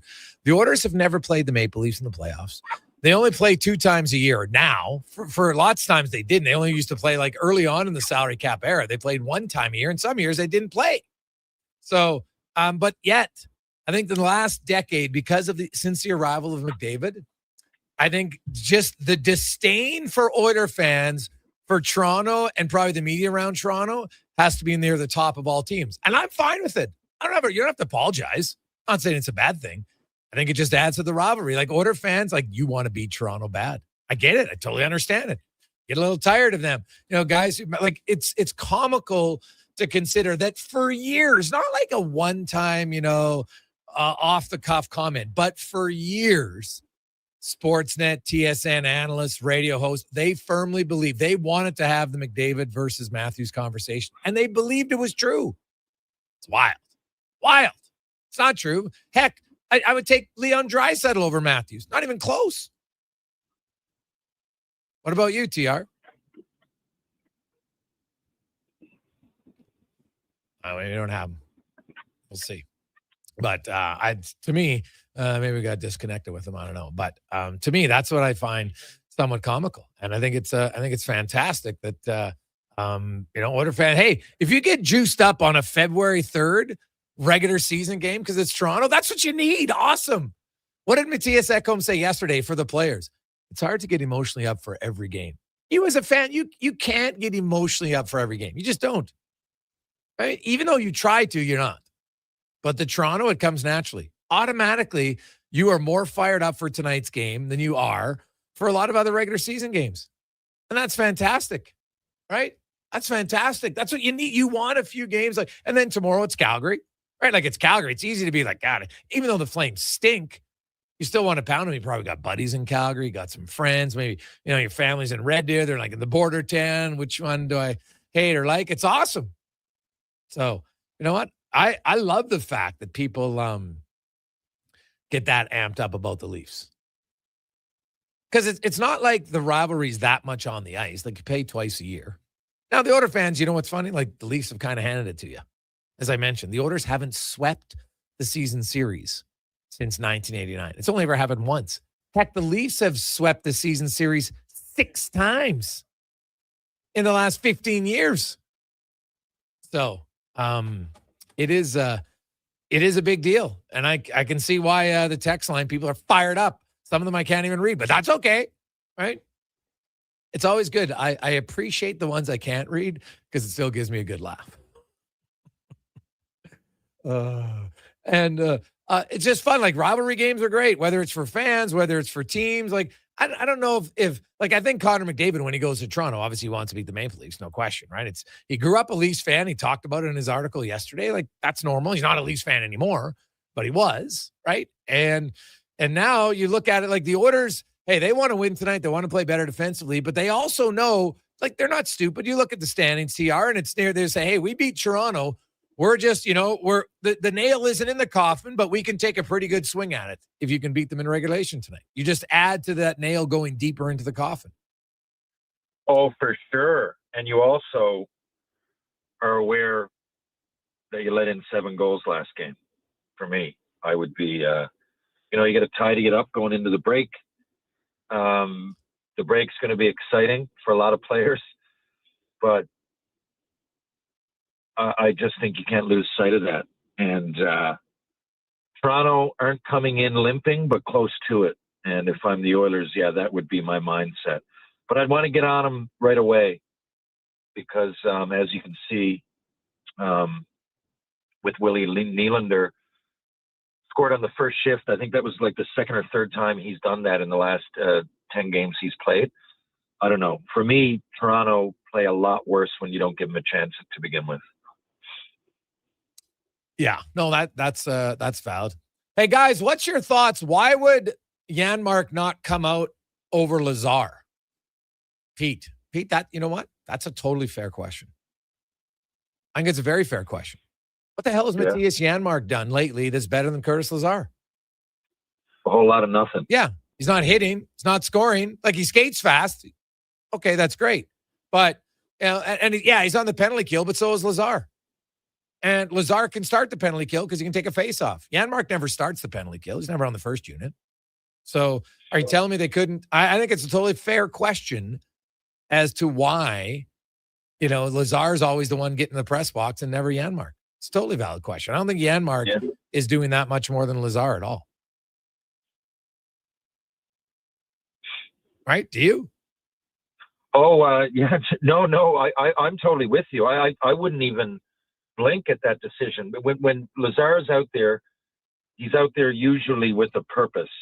I find that's lacking a little bit with Janmark lately. I mean, there's a lot of blah in his game. I don't want to, he's done some good things. But for me, you're looking at two of those guys, where they're going to play tonight and how much energy given, they're probably not going to get out there the top 6 minutes, right? So I would put Lazar in for sure. I like his spunk, his energy, and he seems to come out popping. He comes out, even though he doesn't have a great finish, it just seems like he's been bearing down lately, whether it's to hit or to cycle the puck, but he seems on, Yeah, like I've liked his game. And I just, like Janmark, and I understand that Janmark's played well in the playoffs. And for a team that wants to win the cup, I get it. But at some point, right, like, and I've heard some rumblings that maybe he's got some shoulder issues. And so, like, because he can't score, TR. Like, he cannot score. He scores more. The funny thing is he actually scores more in the playoffs than he has in the regular season. Now, that's not saying much because he barely scores in the regular season.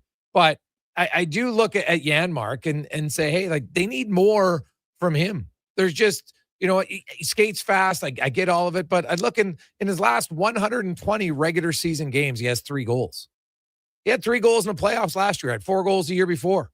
So he has 7 goals so if you go back to the start of the 23-24 season, where he has played 191 games, he has 7 goals in 191 regular season games, and then he has 7 goals in 47 playoff games.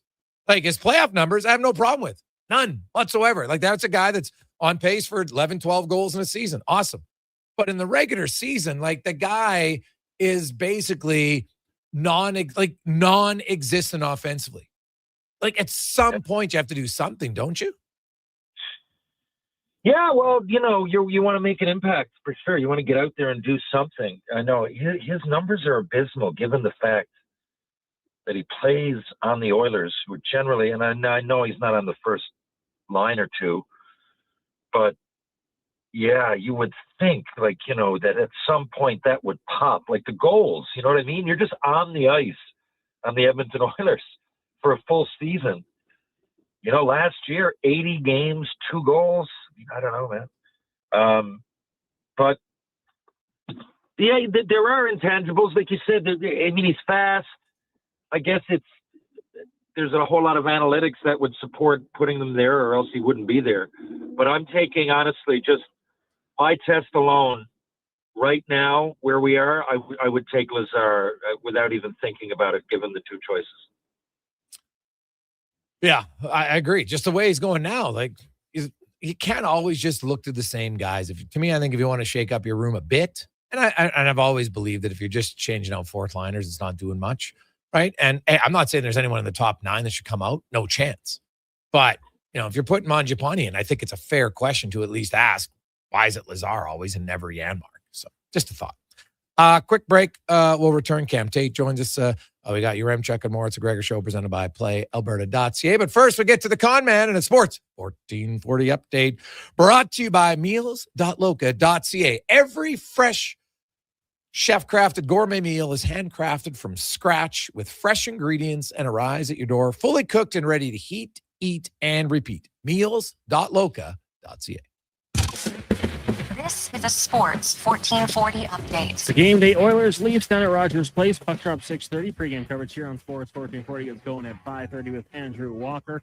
Elsewhere, you got the Jackets and the Devils, Flyers, Caps, Sens in Carolina, Lightning hosts the Sabres, Penguins taking on the Islanders, and the Ducks up against the Kraken. In the association, some trades of note. Memphis Grizzlies trading forward Jaren Jackson Jr., John Conter, Jock Landale, and Vince Williams Jr. to the Utah Jazz for Walter Payton Jr., Kyle Anderson, Taylor Hendricks, George Yang, and 3 future first-round picks. Chicago, Minnesota, Detroit agreeing to a multi-team deal that sends Jaden Ivey and Mike Conley Jr. to the Bulls, Kevin Herter and Dario Saric to the Pistons. Detroit also received a 2026 first-round protected swap from Minnesota. On the court, you got the Nuggets taking on the Pistons, Pacers host the Jazz, Knicks in Washington, Celtics take on the Mavericks, Bucks, Bulls, Sixers, Warriors, and then Trailblazers. Suns in the HA1 game tonight, Canmore hosting Olds. Coming up in hour 3 of the Jason Gregor Show, we'll be joined by Tyler Yaremchuk of Oilers Nation, Jason Strudwick, and we'll ask 5 questions. I'm Connor Halley. This has been a Sports 1440 update. Sports 1440, Stingray Radio Station. CKJR broadcasts from West Edmonton Mall and Wetaskiwin. Download the free Stingray music app and listen wherever you go. The future of female hockey is here. It's season 2 of the Female Super League, the first ever female-only independent hockey division in Western Canada, with teams from British Columbia, Alberta, Saskatchewan, and Manitoba. Featuring 16U, 14U, and 12U divisions, the FSL brings showcase weekends packed with thrilling games, and our 14U and 16U have been pioneering the advanced body checking rule, empowering young players. The Female Super League, where the best in female hockey takes center ice. Details at femalesuperleague.com. Planning your next event? Let Loca Quality Market cater. From made-to-order meals to gourmet platters to full chef tasting experiences, they make entertaining effortless. Visit loca.ca to start planning today. A lovely... Do you sit around at work listening to sports radio all day? That's right, my friend. There's no shame in it. It's the good life. And we're not here to snitch. Hey, if your company advertised on Sports 1440, you could be the one listening to your company's ad every day. Now you've got an excuse to listen to Sports 1440 all day. It's part Tuesday afternoon. Sounds like someone's getting a promotion. Email Gregor at sports1440.ca. Terry Ryan, Sports. Let's get to work for you. At Fountain Tire, Not success is a team effort. They're committed to their team members and their customers. And that means treating your vehicle like it's their own and finding solutions that suit your needs. Because whatever the road brings ahead, they're on it with you. Visit fountaintire.com today. I'm getting McDonald's. You want anything? Oh, yeah. I'll get I'm obviously going to get the McVeggie, medium fries and a medium fountain drink for $9.99. It's my favorite meal, and it's new. Plus, if I get that, maybe he'll want it too. And then he'll always thank me for introducing him to the McVeggie. I'll be a hero. So, McVeggie fries and drink? How'd you know? You were thinking out loud again. Get yourself a McVeggie meal for just $9.99 plus tax for a limited time only at participating McDonald's restaurants. Top quality flooring, locally owned, and Canadian products from Beaulieu. Yeah, that's CFI. CFI what? No, CFI, Custom Floors Inc. From free estimate to professional installation, contact Custom Floors Inc. at customfloorsinc.ca. These days, it's all about who you know. And that's why it's the perfect time to save at the Bricks Friends and Family Sale. Upgrade your living room in time for the big game and score free delivery on TVs over 50 inches, like a Samsung 85-inch 4K Smart TV for just $9.99. And save up to $1,200 off sofas and sectionals. And mix and match and save up to $1,000 off 2 or more major appliances. Some exclusions apply. Check out the Brick in Edmonton, South Common, West Edmonton Mall, North Side on 137th, and downtown near the Ice District. If you're selling a vehicle, Sherwood Honda really wants to get your goat. We mean greatest offer of all time. Consign with Sherwood Honda, and they can sell your vehicle for you. All breeds, makes, and models, not just Hondas. You can let Sherwood Honda lock horns with those tough negotiators, and you'll reach the interested buyers that flock to Sherwood Honda every day. Sherwood Honda's the goat of selling vehicles, including yours. So someone sure would...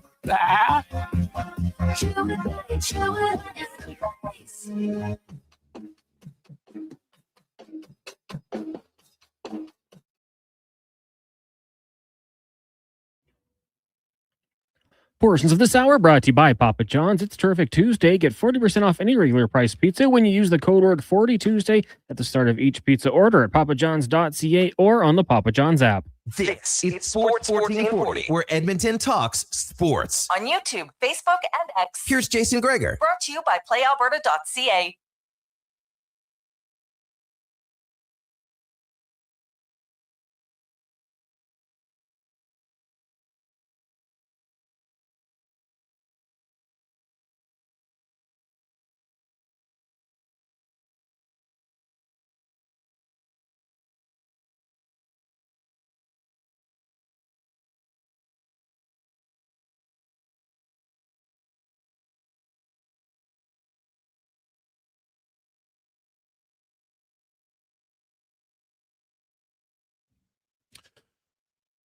4:08. As we make our way through Tuesday afternoon, Jason Gregor, Connor Halley. We're up to $450 now on our tickets for tonight's game from Big Baby. He has the latest bid in at $450 for the Oilers and the Maple Leafs tonight. If you want to go, it's helping out the Gregor Foundation, 833-401-1440. We're going to end it at 5 o'clock, so you got a little bit more time to make sure you get down there because, of course, the game starts at closer to 6:40 tonight. So keep that in mind. We'll have Yaremchuk coming up right away, Struds. We got Speck. We got Walker. So basically, we got an extended pregame show. Lots of order talk. Maybe mix a little NFL and some other stuff here today. 5 questions as well as Jason Gregor, Connor Halley with you, brought to you by PlayAlberta.ca. Tonight, Max, $25 million. I've noticed a few Alberta people have won lately. Good for you. Hopefully it's one of you. It'd be sick to have one of our listeners win that. That'd be fantastic. I'd love it. Hope you throw a party. Be great. Good times. Good times. So get your tickets at playalberta.ca. As we get to the oil report, brought to you by Go Auto, cars, trucks, SUVs, you name it, they got it. Over 15,000 vehicles to choose from, 71 different locations.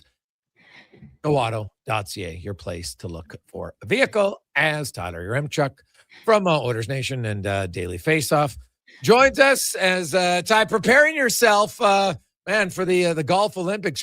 You're going to risk it going down to Arizona, I hear. Yeah, me and my buddies are going to fly down later on tomorrow. It's one of those things where, like, again, there's that little pocket of time before the Olympics starts. I'll be doing a lot of the Olympic coverage for DFO, and I kind of said, hey, if I can get away for a few days and watch that waste management tournament down in Phoenix, I'm going to take advantage of it. So I'm pretty fired up. Well, pace yourself down there, buddy. I went down. We went for the Post Malone concert a few years ago, and I'd been there even before that, and it's wild to me. I know that they actually last year they had to cut off the entries because they just had too many people coming in. So I think they had to rejig that now. So hopefully, because it was just too many people and too many people that were intoxicated. So, but the 16th hole is super fun. So try to get there early to get to that. Yeah, it should be fun. The Oilers take it on the Maple Leafs, and we'll see Bobby McMahon. I've reiterated that as of right now, there has been zero discussion between the Oilers and the Maple Leafs on Bobby McMahon. Not because the Oilers don't have interest, because the Leafs right now, their GM isn't ready to say he's not throwing up the white flag yet. And I understand it. You know, he's got some time to see what happens here. Maybe they can go on a run. It's a big maybe, but I get why a GM of a team that wasn't expected to be in this position isn't going to rush to be a seller. But where do you come out on Bobby McMahon?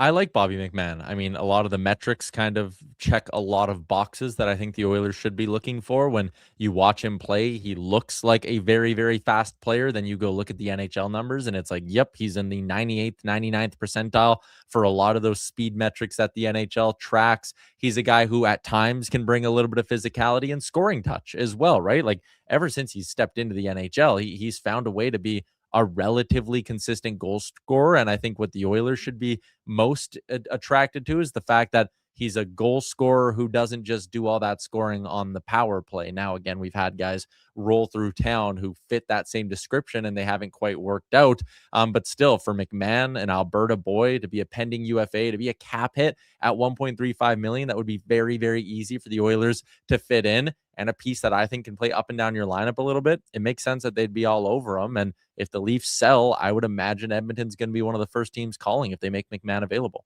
Well, yeah, especially because his current cap hit is like nothing, right? 1.35, and if you retain half, and the great part of that is if you retain half, he's like, $675K in the playoffs, which is, cheaper than the.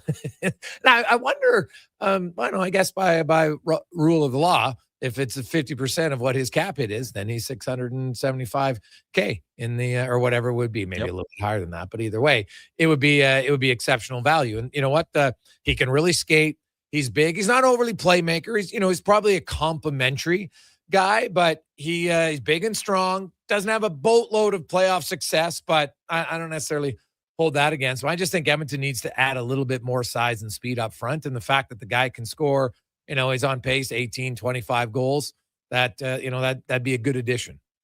Yeah, and I mean, again, like just the versatility of him. Like if he fits next to Connor McDavid, then great. If he fits next to Leon Draisaitl, then great. It maybe gives you a chance to move a Ryan Nugent-Hopkins down the lineup or however you want to move things around. But again, just the fact he's done a lot of this scoring at 5-on-5 or at even strength, to me, I'd say, all right, could he maybe be an option for you on the third line to give you some depth, to give you a bottom six that can actually go and outscore the other team. So I think he fits in a whole bunch of different spots. And yeah, it's going to take the Leafs deciding to sell. But I don't know. I was talking to Zach Phillips today, who works for the Leafs Nation, handles all of our post-game stuff. He works with Jeff on the sheet as well. And he kind of said he wouldn't be surprised if maybe Tree Living does a little bit of buying and selling, where if you can get a couple of assets for a McMahon and then flip a couple of assets for players with term, maybe you can get the best of both worlds here. Because there's another side of this that, like, if Brad Tree Living waves the white flag, there's new people in charge at the top of MLSE. Like, it might be a situation where if Tree Living waves the white flag, they might just go, like, at the end of the year, all right, you're not fit for the job. So I do think that might be why he's more hesitant to sell than some other teams in his spot could be. Yeah, potentially. I think you also, when you have time on your side, you use it. Mm-hmm. It's beneficial to you. Like, why would you rush out today? Like, unless you're like, hey, this guy's going to offer us way more than we ever thought possible. Okay, maybe, but I don't think that's the reason why you do it. So, they'll wait. And hey, if you're on that team and the Mitch Marner situation and how it went down, and just the fact that, because we had a text yesterday that, did kind of make me chuckle. They're like, hey, Brad Tree Living knows how to get you close to the playoffs, but not in the playoffs. And, when you look back at some of the moves he made in Calgary at the end, didn't work out. And now Mitch Marner. So they might look and say, hey, like, we got Matthews coming up here. We can't have our current GM. Now, I'm not saying that that's how they think, but I wonder if they look at that, and that might be the biggest factor here of them. Because you don't want to, I know, hey, Austin Matthews can be inconsistent health-wise. Mm-hmm. No question about that.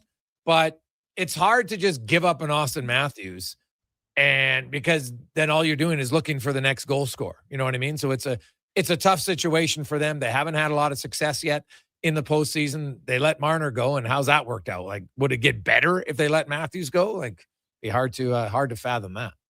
Oh, 100%. And I mean, listen, in the spirit of the rivalry, if you want to call it that, with a lot of Leafs fans, I'm sure, tuning in today and obviously heading to the game, a lot of energy in Toronto over the last number of years spent on, how long is Connor McDavid going to be in Edmonton? Austin Matthews is on the same timeline. And there is a part of me, as much as I am sure he likes the spotlight and the endorsement money and all that stuff that comes with being a Maple Leaf, at some point does he sit there and go, whoa, I can get some pretty good endorsement money playing in New York, who's going to be freeing up a lot of money this summer, or LA, who, won't have Anze Kopitar going forward. Like, at some point, does Austin Matthews say, maybe I don't need all the noise of this Canadian market? Potentially that could be a factor for sure. When you look at the Oilers and their needs, I still think I would like to see I think Nugent Hopkins is a better center. Now, I don't think he's a regular top six center anymore, but I think he'd be a very good third line center. And that's why I think winger is the thing for me. If you get one move, are you getting a winger or a center if you're Stan Bowman? Oh, man, I mean, I'm giving you just the worst fence sitter answer ever, but like, I'm just truly going for the best player available. Like, if Ryan O'Reilly is available and he's the same cost or similar cost to a Bobby McMahon, then I think I sit there and go, well, Ryan O'Reilly is the better player. I'm going to go get Ryan O'Reilly. But I think that's the beauty of the Oilers forward group, is just that there's so much versatility in here. Like, do I think Ryan Nugent-Hopkins could be an excellent third line center for this team, down the stretch into the playoffs? Pair him with Jack Roslovic. Maybe they have some chemistry and Roslovic can be a finisher for him, because that is the one knock on Nuge up with Connor McDavid, is that he's not a finisher. And ideally you'd like to have a finisher next to McDavid. Like, I think Nuge could be a very good third line center. I also look at the metrics of that Nuge, Hyman, and McDavid line. I look at how comfortable Connor McDavid appears to be playing with them. Like, I don't think it's a coincidence that when those three got reunited at the beginning of December, Connor McDavid all of a sudden started shooting the puck way more, because he's back with two line mates that he maybe feels like he doesn't necessarily have to prop up. Like, I just think there's so many possibilities here that Stan Bowman has the freedom to be fully focused on saying, I'm going out and getting the best player available. If this front office and the pro scouting thinks Bobby McMahon is the best player available, go get him. If you can get O'Reilly, go get him. I know the Panarin stuff's floating around. I don't fully buy that, but like still, like if there's a high-end winger on the board, absolutely go get him. If you think Boone Jenner's the best player, go. I just think that's the beauty of having guys like Nugent Hopkins who can float and move, even Rozovic to an extent, although you probably don't want him playing center in the playoffs. So many pieces who can float around your lineup that I think they have the benefit of just truly going out there and stretching their dollars or assets to the best of their ability. Yeah, we'll see. I'd like to have a concise plan. Hey, what do I think? Obviously, that doesn't mean that you close your eyes to anything. Here's the thing. I know everybody keeps mentioning Boone Jenner. And I'm like, guys, have you not looked at the standings? The Columbus Blue Jackets are 4 points out of a playoff spot with 2 games in hand behind the New York Islanders. I don't see they've won 5 in a row. They hired their new coach, and Rick Bowness is pressing all the right buttons, and Zach Werenski is playing unreal, and I would have him as my leader for the Vezina today. Yes, ahead of Cale Makar. Go look at the numbers. And like, I don't like this, the Boone Jenner, Charlie Coyle stuff. Like, I know Oilers fans keep talking about it, but I'm like, guys, Columbus is closer to a playoff spot than a lot of other teams. Like even Ryan O'Reilly in Nashville, they won again last night. They're only 3 points back because, you know, it's Anaheim and it's Utah and there's not a lot of dominant teams there. So I'm not sure either Nashville or Columbus are going to necessarily be sellers, depending on what happens in their next 8 games. Well, here's another scenario I'll throw at your way. Like, again, I know money is a little bit tight in Edmonton, but talking again with Zach today from the Leafs Nation, he was talking about how a lot of Leafs fans really feel like Scott Laughton is underutilized in Toronto. And there's a little part of me that goes, oh, is Scott Laughton just another version, maybe a slight upgrade, but another version of Adam Henrique? Do you need him? But like, if Toronto waves the white flag, couldn't you go get Laughton and McMahon? Like, if as long as you're getting rid of Mangiapane's dollars, the assets, obviously, like the cost goes way up if you're getting 2 players and Laughton's dirt cheap. But I don't know, maybe you could scratch both itches if you're the Oilers and say, hey, we got Scott Laughton and we got Bobby McMahon, and we filled both spots that we view as holes. Yeah, possibly. Well, the thing is, Mangiapane's money's got to move. You can't have, once you move Mangiapane, that's just to get Henrique back on the line, on the roster. You got to move out other ones, right? That's what I'm like. The Oilers kind of have 2 timelines. They've got to make moves coming out of the Olympic break. And that's, I think, why Calvin Pickard was placed on waivers when he was. So it clears. So then when you come out of the break, you can just place him on the waivers right away. Doesn't have to wait the 24 hours. Boom, away he goes. Szymanski goes down. And then they probably have to send either Mangiapane down or they got to trade him to activate Henrique. That's the only way they can do it. Yeah, they're very tight to the cap. But again, the nice thing about those 2 guys in Toronto, even if you just got retention on one of them, you're sitting here and only adding about $2 million in total salary. So again, at that point, if you're adding those 2 to the lineup, you're already talking about Szymanski going down.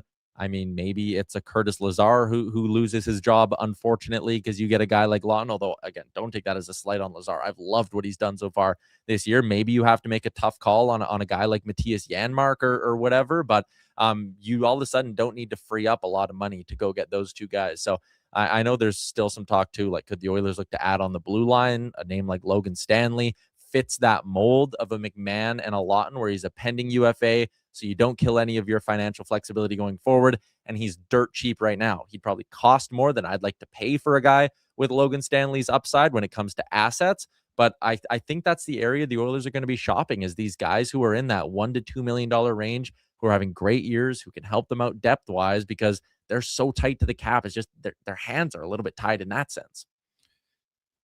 Do you think they go and get a right shot defenseman? But the problem is, it's going to be hard to get a number 4. So maybe they just get a depth guy. I think it's a depth guy. I wonder if maybe they don't want to, add a little bit of meat to the back end, some bulk and some toughness. Because I'll be honest, like I like the 6 that they have right now. I'm a fan of Spencer Stastny. I like the way he plays with a little bit of pace. If they're worried though about getting into a playoff series where you don't want both Stastny and Emberson on your third pairing, I think it would be smart. Like, I don't know if you're getting you're definitely not getting an Ekholm ad. I don't think there's a Wallman type ad out there, but can you shop around the bargain bin find someone who's $1 million who would give you some toughness, who's maybe even good as your number 7. I know some people were joking today, like, man, San Jose, what if they call and say, you want Vinny Desharnais? $1 million, give us a 7th round pick, and he's yours for the back half of the year. Like, again, I don't know if I necessarily trust him all that much in a playoff series, but if the goal is just to add some cheap depth and some toughness, maybe a guy like that's not the worst idea in the world. I mean, keep in mind, he was a D-man for this team when they went on their run 2 years ago. Yeah, no, it's true. There's lots of options for them to look at, and I'm sure Stan Bowman. Now Stan Bowman is going over to the Olympics as part of Team USA, but as he told me, he goes, it doesn't mean I can't. Like, it's not like there's only you're there for a long time, and they play 3 games. Like, there's lots of downtime. You can. I think it's like when people say, well, they got to sign this guy. Well, that doesn't mean you can't talk to other people at the same time. Like, you can multitask. It's allowed, right? Some of you at home. You don't just watch one TV show start to finish and never watch any other one, right? Like, sometimes you watch, Ty's watching the Oilers and he's watching the Bills and he's watching, like, we can watch multiple things. You can do multiple things at once. So they're going to have Wi-Fi in Milan. Like, Stan Bowman can make phone calls and FaceTimes and emails. It's possible, I swear. Mm-hmm. Which golfer do you most want to see up close at Arizona? So me and my buddies that are going down, like, as much as it's a party, we're also like a group of like golf sickos. Like, we all play 50 rounds a year. We all have our group chat where we bet on every tournament every weekend. So like, we're legitimately just fired up to go watch the golf. The world number 1's there. Brooks Koepka's there. Those are the big 2. But like, Nick Taylor, the Canadian's my answer. Like, he's my favorite golfer going right now. I think he's electric. The way he plays can be a little sporadic at times, which is exciting. So I think our plan is to find Connors or Nick Taylor on the days we're there, and just try to hunker down and like follow them for 6 or 7 holes. Oh, that'll be a blast. It's, I actually got to walk the course because before it was really, because it opens up, like, they have all the stuff up there, the week earlier, right? Like, when they had the Post Malone concert. And so the place we were staying at was right on the golf course. And so because the golf tournament wasn't on, you could walk from our hotel the back way across the golf course. I got to walk the whole course and no one was out there. It was phenomenal. You're just like, oh my God, like, you kind of got the sight lines to see everything. And you're like, it's a little bit tougher than the holes I play. So it was, it's fantastic. So get out there, and there's some really good spots to get to. Are you guys going like Thursday, Friday? Is it better to go than even the weekends? Cause you get a little bit less of a crowd. Yeah, that's like the plan is our big day where we're going to probably spend like 12 hours there is on Friday. The last day for the cut line, get to see all the golfers and things like that. So that's the plan. Well, have fun, buddy. Pace yourself. Mix in a water. Yeah, I will. Thanks, Greg. There you go. That's Tyler Ramchuk from Oilers Nation Daily Faceoff. We'll come back. Struddy is up next. It's the Gregor Show presented by PlayAlberta.ca. Hey, Edmonton, did you know a local Play Alberta winner scored over $500,000 on Mega Jackpots Ocean Bells? Think about the season tickets you could lock down with that kind of cash. From major casino winners every hour to jackpots worth millions and hundreds of popular games to money that stays in the province, there's never been a better time to sign up for Play Alberta. Download the app today to get started with casino, sports, and lottery all in one app. Must be 18 plus to play. When you gamble, use your game sense. Need a new ride for road trips, errands, or just life on the go? Go Auto offers a massive selection with over 15,000 new and used vehicles to choose from. With over 70 locations across Western Canada, finding your next ride has never been easier. Whether it's a roomy SUV for the family, a sleek car for the open road, or a rugged truck for your weekend adventures, you'll find it here at a price you'll love. Explore thousands of vehicles today at goauto.ca. Ooh, girl, the way you touch that thermostat, it really turns me on. Like a heat exchanger, sensual phenomenon. Wanna play your favorite song where we turn the heating on like a legacy of love. Legacy Heating and Cooling keeps your Valentine sizzling hot. You can afford to shower your Valentine with affection because Legacy offers no payments and no interest for 1 year on your new furnace. And that's how you build your legacy of love. Legacy Heating and Cooling. Your game day feast better with Papa John's. Create a mouth-watering pizza lineup with buffalo chicken, all the meats, the works, ultimate pepperoni, or create your own pizza possibilities. Now through Sunday, February 8th, get 25% off pizzas at regular menu price with the promo code BIGGAME at any location in Alberta. Order at papajohns.ca or on the Papa John's app with promo code BIGGAME. Better ingredients, better pizza. Papa John's. If you manage or lead a team, join your peers April 14th to 17th at the Banff Management Course. PA Douglas Training invites you to 3 days of immersive leadership development in beautiful Banff, Alberta. Learn how to manage conflict, motivate and influence others, strengthen teamwork, and improve productivity. Proudly Canadian, PA Douglas has trained over 150,000 professionals. Registration includes 3 nights at the Banff Springs Hotel, breakfast, select meals, refreshments, and course materials. Register now at padouglas.ca.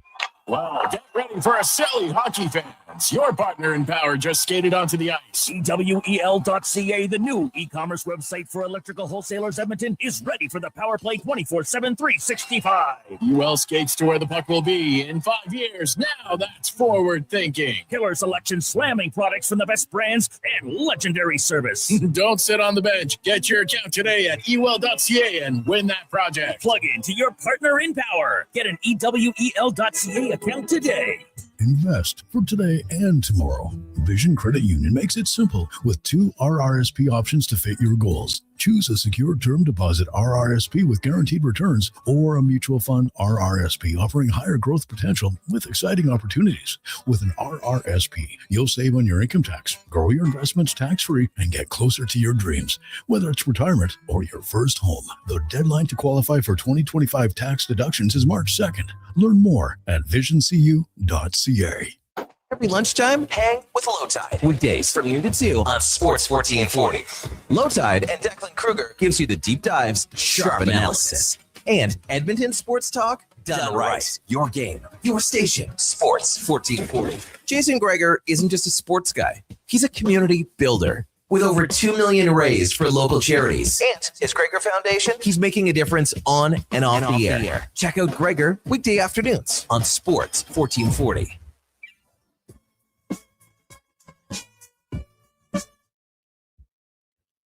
Portions of this hour brought to you by Japa Machinery. Did you know that Japa offers in-house and on-site heavy equipment service? Rain or shine, Japa's service department is here for you. Visit japamachinery.com for all the details. The Jason Gregor Show, the best of Edmonton sports talk and beyond. This is Sports 1440. Presented by PlayAlberta.ca, Alberta's only regulated online gambling website.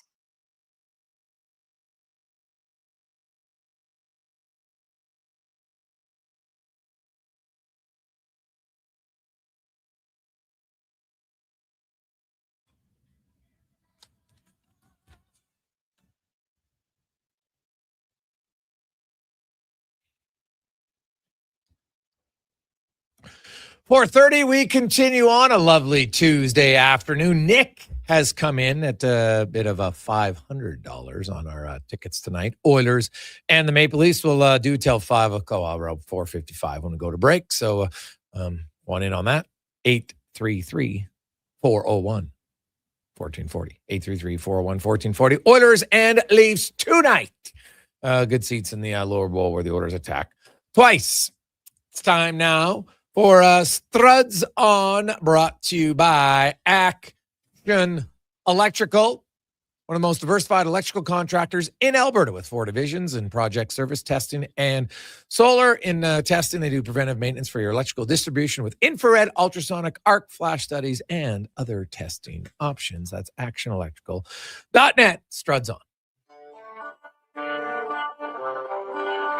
The Jason Gregor Show presents Struds On. I don't believe in tea bags. I use loose leaf tea. And it is so much better than the tea bags. I'll eat tea bags. I'll Struds On. I'm not a huge DJ guy. I mean, I guess if you had me a couple glow sticks and a tight white t-shirt that I can get wet, maybe I'd be into it. Struds On. There's a lone steakhouse I used to go to down in Kentucky, and they had bowls of peanuts. I wasn't sucking on those ones. You need to have clean nut. I'm talking about the kind you get in a bag at an Elks game.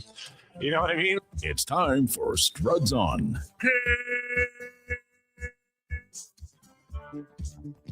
4:30. Struddy, how you doing? Tip top, buddy. What's up with you today? Oh, lots going on, man. Lot is happening. It's funny. The Toronto Edmonton, they've never been in the playoffs. They only meet 2 times a year.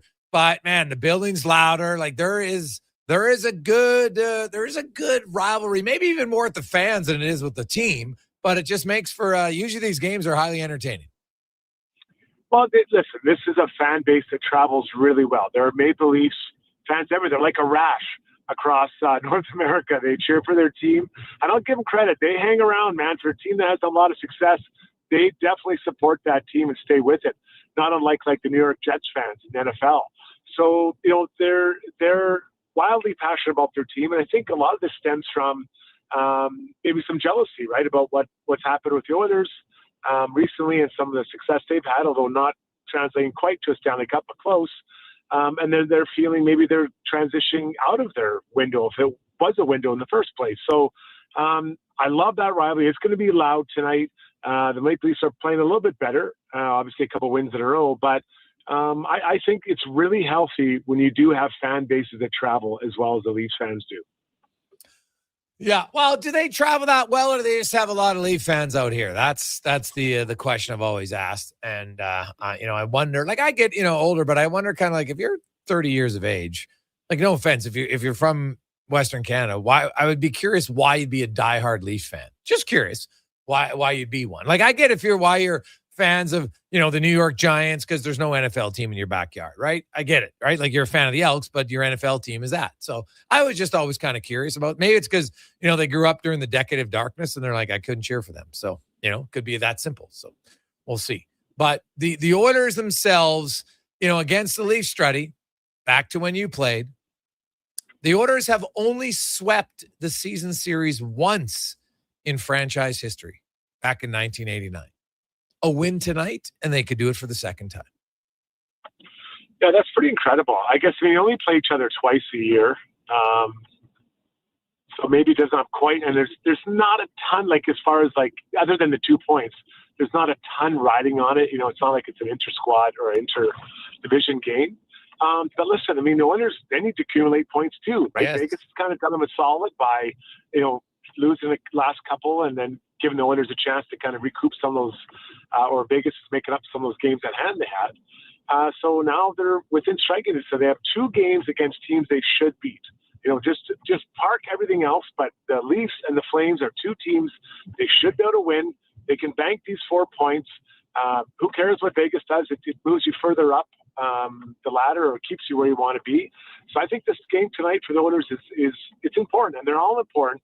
But with 48 hours left to the Olympic break, I know what that feels and tastes like, but you got to dial in for last 6 periods and bank these points. Well, yeah, these next 2 nights it's a great opportunity for the Edmonton Oilers. Like you win your next 2 games, at worst, you're going into the break tied for first. Can't be worse than that, right? And then you've got a very favorable schedule coming out of the Olympic break for your team. Now, your 2 best players at the Olympics, and we'll see how deep Draisaitl goes or not. And, if he plays 4 games and in a span of 2 weeks, I don't think fatigue will be that much of an issue for him. McDavid might be a little bit different, especially if they win. He's talked about the emotional, highs or lows coming back from something like that. But, the Oilers, and that's why, Stride, I'm going to say this. I've been talking about it for months. And I said I understood why it didn't happen in December, because the line was red hot and McDavid was, scorching hot. And he's been averaging 2 points a game since December 1st. I get it. But you come out of the Olympic break, I think Nugent Hopkins is your third line center to start the game, to start that first game, because they want to get a little bit more bounce. I think too many people in Edmonton are, and it probably stems from Derek Ryan talking about the 4th line. I've looked up lots of teams' 4th lines in the playoffs, and thinking your 4th line is going to play a ton of minutes is more of a dream, unless you're like the St. Louis Blues one year and like who didn't have a McDavid or Draisaitl. So when you got top guys, your 4th line's not playing that much. That's just a fact. But your 3rd line can play more, and that's why I think Nugent Hopkins is going to send to the 3rd line coming out of the Olympics for a little bit of an extended period of time, just to see what it is, and it can lesser the minutes for your top 2 lines coming out of the Olympic break after those guys play. What say you? Who'd you bump up? Who'd you jump up beside McDavid then? Who'd you put in there? That's a great question. I got options. I can put Roslovic there. I can put Podkolzin in there and keep Kapanen with McDavid. With Draisaitl if I want. I wouldn't have a problem trying Matt Savoy. Right? Like I don't think it matters. It's a complimentary guy. Like it's not like Nugent Hopkins is lighting it up on that line. Yeah. No, and I hear it. And so I've been talking about this for a while as well, moving to getting a third line that can not just hold its own, but maybe at times push the pace. And they need that starts with the identity of a center. I really feel you need to have a center that can set the identity for that line, or any line, quite honestly. It's a little bit harder. A winger can do it. You have to be super elite, but a centerman usually sets the identity.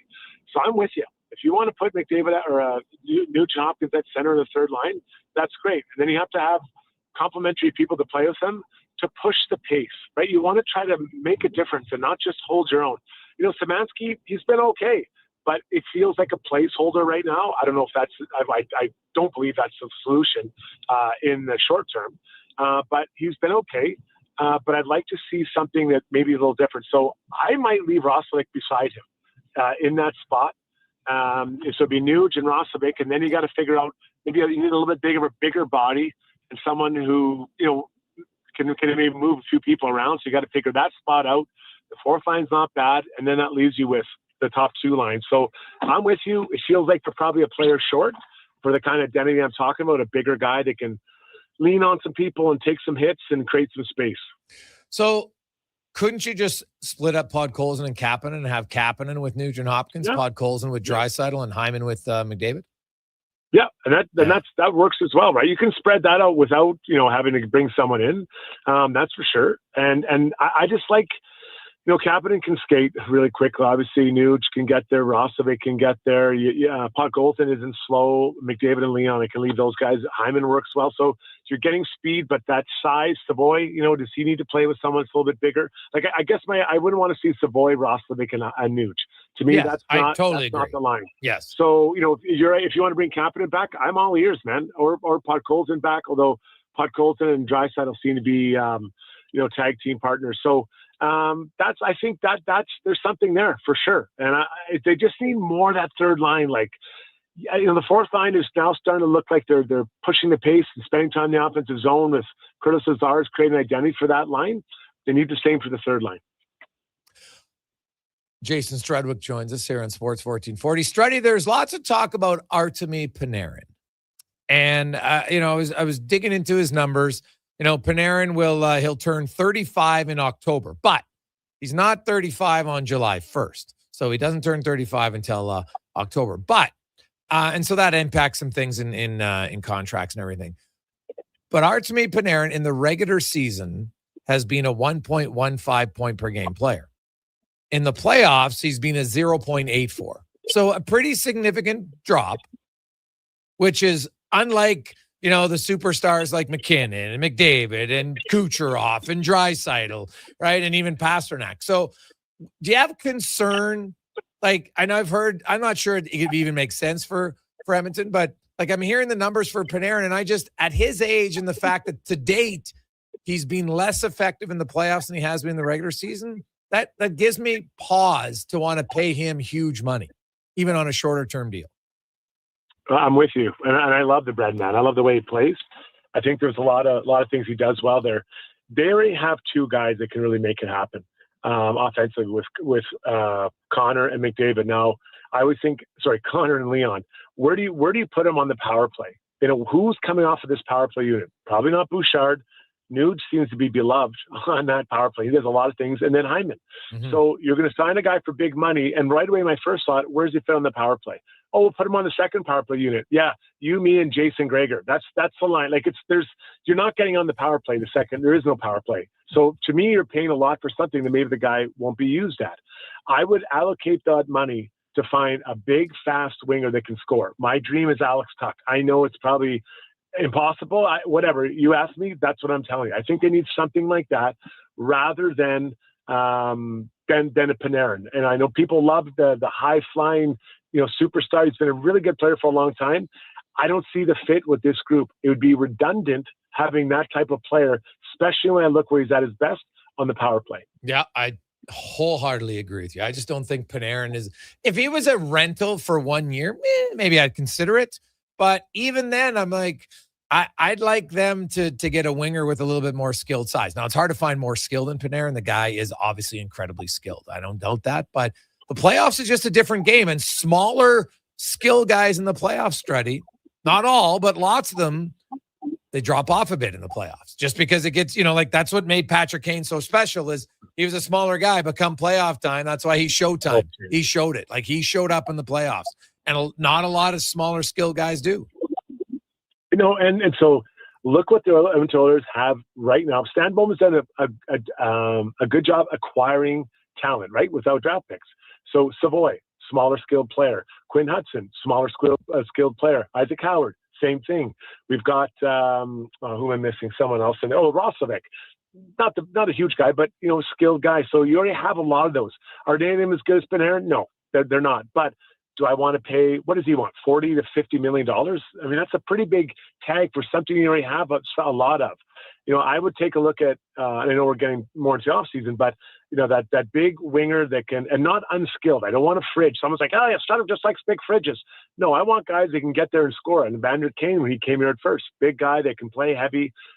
Hard in the puck. Warren Fogle. Those types of guys that are big and heavy. Then on the back end, you're depending on what happens, you're probably a Brett Kulak short from the 6-pack you want back there. Yeah, no, that's fair. What's your thoughts on Stastny now that you've seen him for a month or so?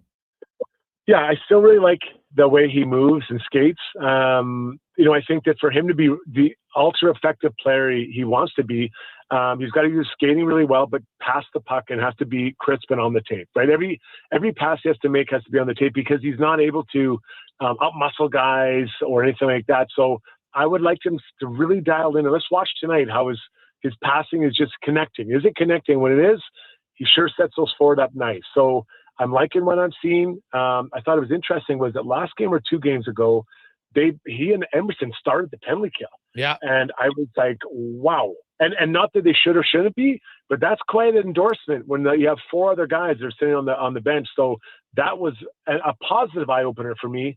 I want to continue to see development from Stastny, but the size he is, the way he skates, his passes have to be like automatic all the time. Yeah, no, that is valid. Strutty, enjoy the game tonight. I know you're a huge Leafs fan, so you'll probably be on with Noodles and those guys, pumping. Are you going on the Leafs post-game show tonight? You know what, Grace? It's not even fun to chirp those guys when the team's not going well.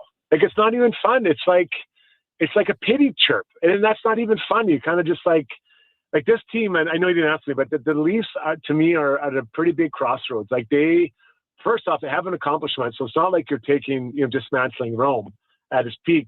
And then how far do you take it down? And then can you build it back up fast enough with the guys who are at your high end for them to be effective still in 2 or 3 years? So, man, is this going to be fascinating watching this team both now between now and the trade deadline in March, and then I'm going to say till July 15th, July 30th. Strutty, have yourself a great day. Quickly, who do you like in the Super Bowl? You know what? It's funny. This is one of the games I'd be happy if both teams win. Like, I don't really have. Yeah, the Patriots beat up on the Giants for a long time, but whatever. We beat them twice in the Super Bowl against Tom Brady, so we'll call it even. But I guess if I had to, I'd go Seattle. What about you? But again, I'm not committed to it, right? Well, I don't know. I think Seattle's going to win big in this game. I just think Seattle's been a dominant team all year long. So, which doesn't mean anything. Like I've always tell people, don't. Now, if we want to go for not so obvious game day predictions, I'm pretty good at those. But for actual wagering, not so much. So. But I feel Seattle, man. I think that not necessarily like spanking them like they won 43-8 over Denver back in Super Bowl 49 or 8, whatever it was. But I think Seattle's been the best team all year, and I think that'll continue. Yeah, well, there'll be a lot of Seattle fans here in town. Nice jerseys. So yeah, let's just hope it's a good game. Like that's what I'm hoping for, a good game, and then we can get on what's important, the off season for the Giants. Here we go. Oh, yeah. Oh, we'll look forward to that. It'll be a short conversation about the Giants. So who knows? Who's going to be their quarterback? Actually, no, they got a decent quarterback now. But Dart, Harbaugh. I mean, we've got a lot of pieces. 2. Now we just need offensive line. And we'll be there. Oh, that's very true. Strutty, I know you'll be watching the Pro Bowl tonight. Enjoy it. I can't wait. I'll be having a simulcast. We'll see you later, buddy. Jason Strato. Go come back. 5 questions of the Gregor Show presented by PlayAlberta.ca. Legacy Heating and Cooling is the #1 furnace replacement company for lovers. Because the best aphrodisiac is no payments and no interest for 1 year on your new furnace from Legacy. So forget about the oysters, baby. If you really want to check the heat, we can be a thermal couple, baby. Give me your sweet loving legacy. Heat things up with no payments and no interest for 1 year on your new furnace from Legacy Heating and Cooling. The Hockey Super League is proud to launch its 9th season, delivering independent, borderless hockey. This year, over 125 teams will compete across Alberta, Saskatchewan, and for the first time ever, Colorado, USA, which showcase style action, cross-province rivalries, and a strong commitment to player development. The HSL is the premier destination for families seeking balance and athletes chasing the next level. The Hockey Super League. Hockey without limits. For athletes born in 2013 to 2018, visit hockeysuperleague.com to learn more. Scott McGilvery here, HGTV host and renovation expert. The one upgrade I know homeowners will love: better, fresher Culligan water straight from the tap. Culligan's Aquasential reverse osmosis filtration system takes your water to the next level. With up to 7 stages of filtration and 14 filter options, they're certified to reduce over 90 contaminants.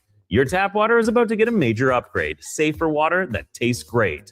Get started with a free in-home water test at Culligan.com. Culligan, water you love. I'm getting McDonald's. You want anything? Oh, yeah. I'll get I'm obviously going to get the McVeggie, medium fries and a medium fountain drink for $9.99. It's my favorite meal, and it's new. Plus, if I get that, maybe he'll want it too. And then he'll always thank me for introducing him to the McVeggie.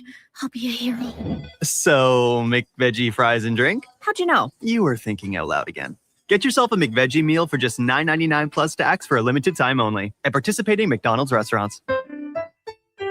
Remember 2025? That's so last year.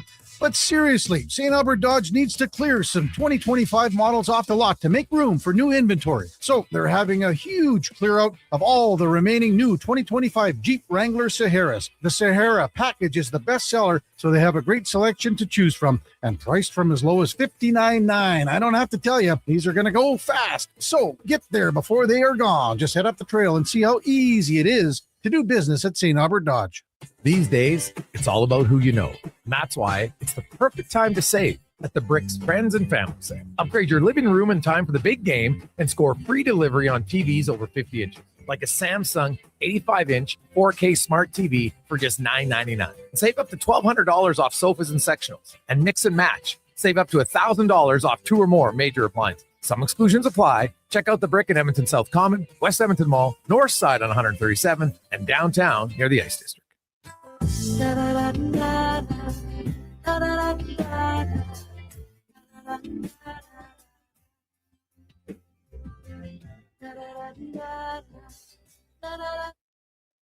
Portions of this hour brought to you by Riverside Honda, 59 years and counting as St. Albert and surrounding areas' premier Honda and Can-Am dealer. To your dream, ride it at riversidehonda.com. This is Sports 1440, where Edmonton talks sports. On YouTube, Facebook, and X. Here's Jason Gregor. Brought to you by playalberta.ca.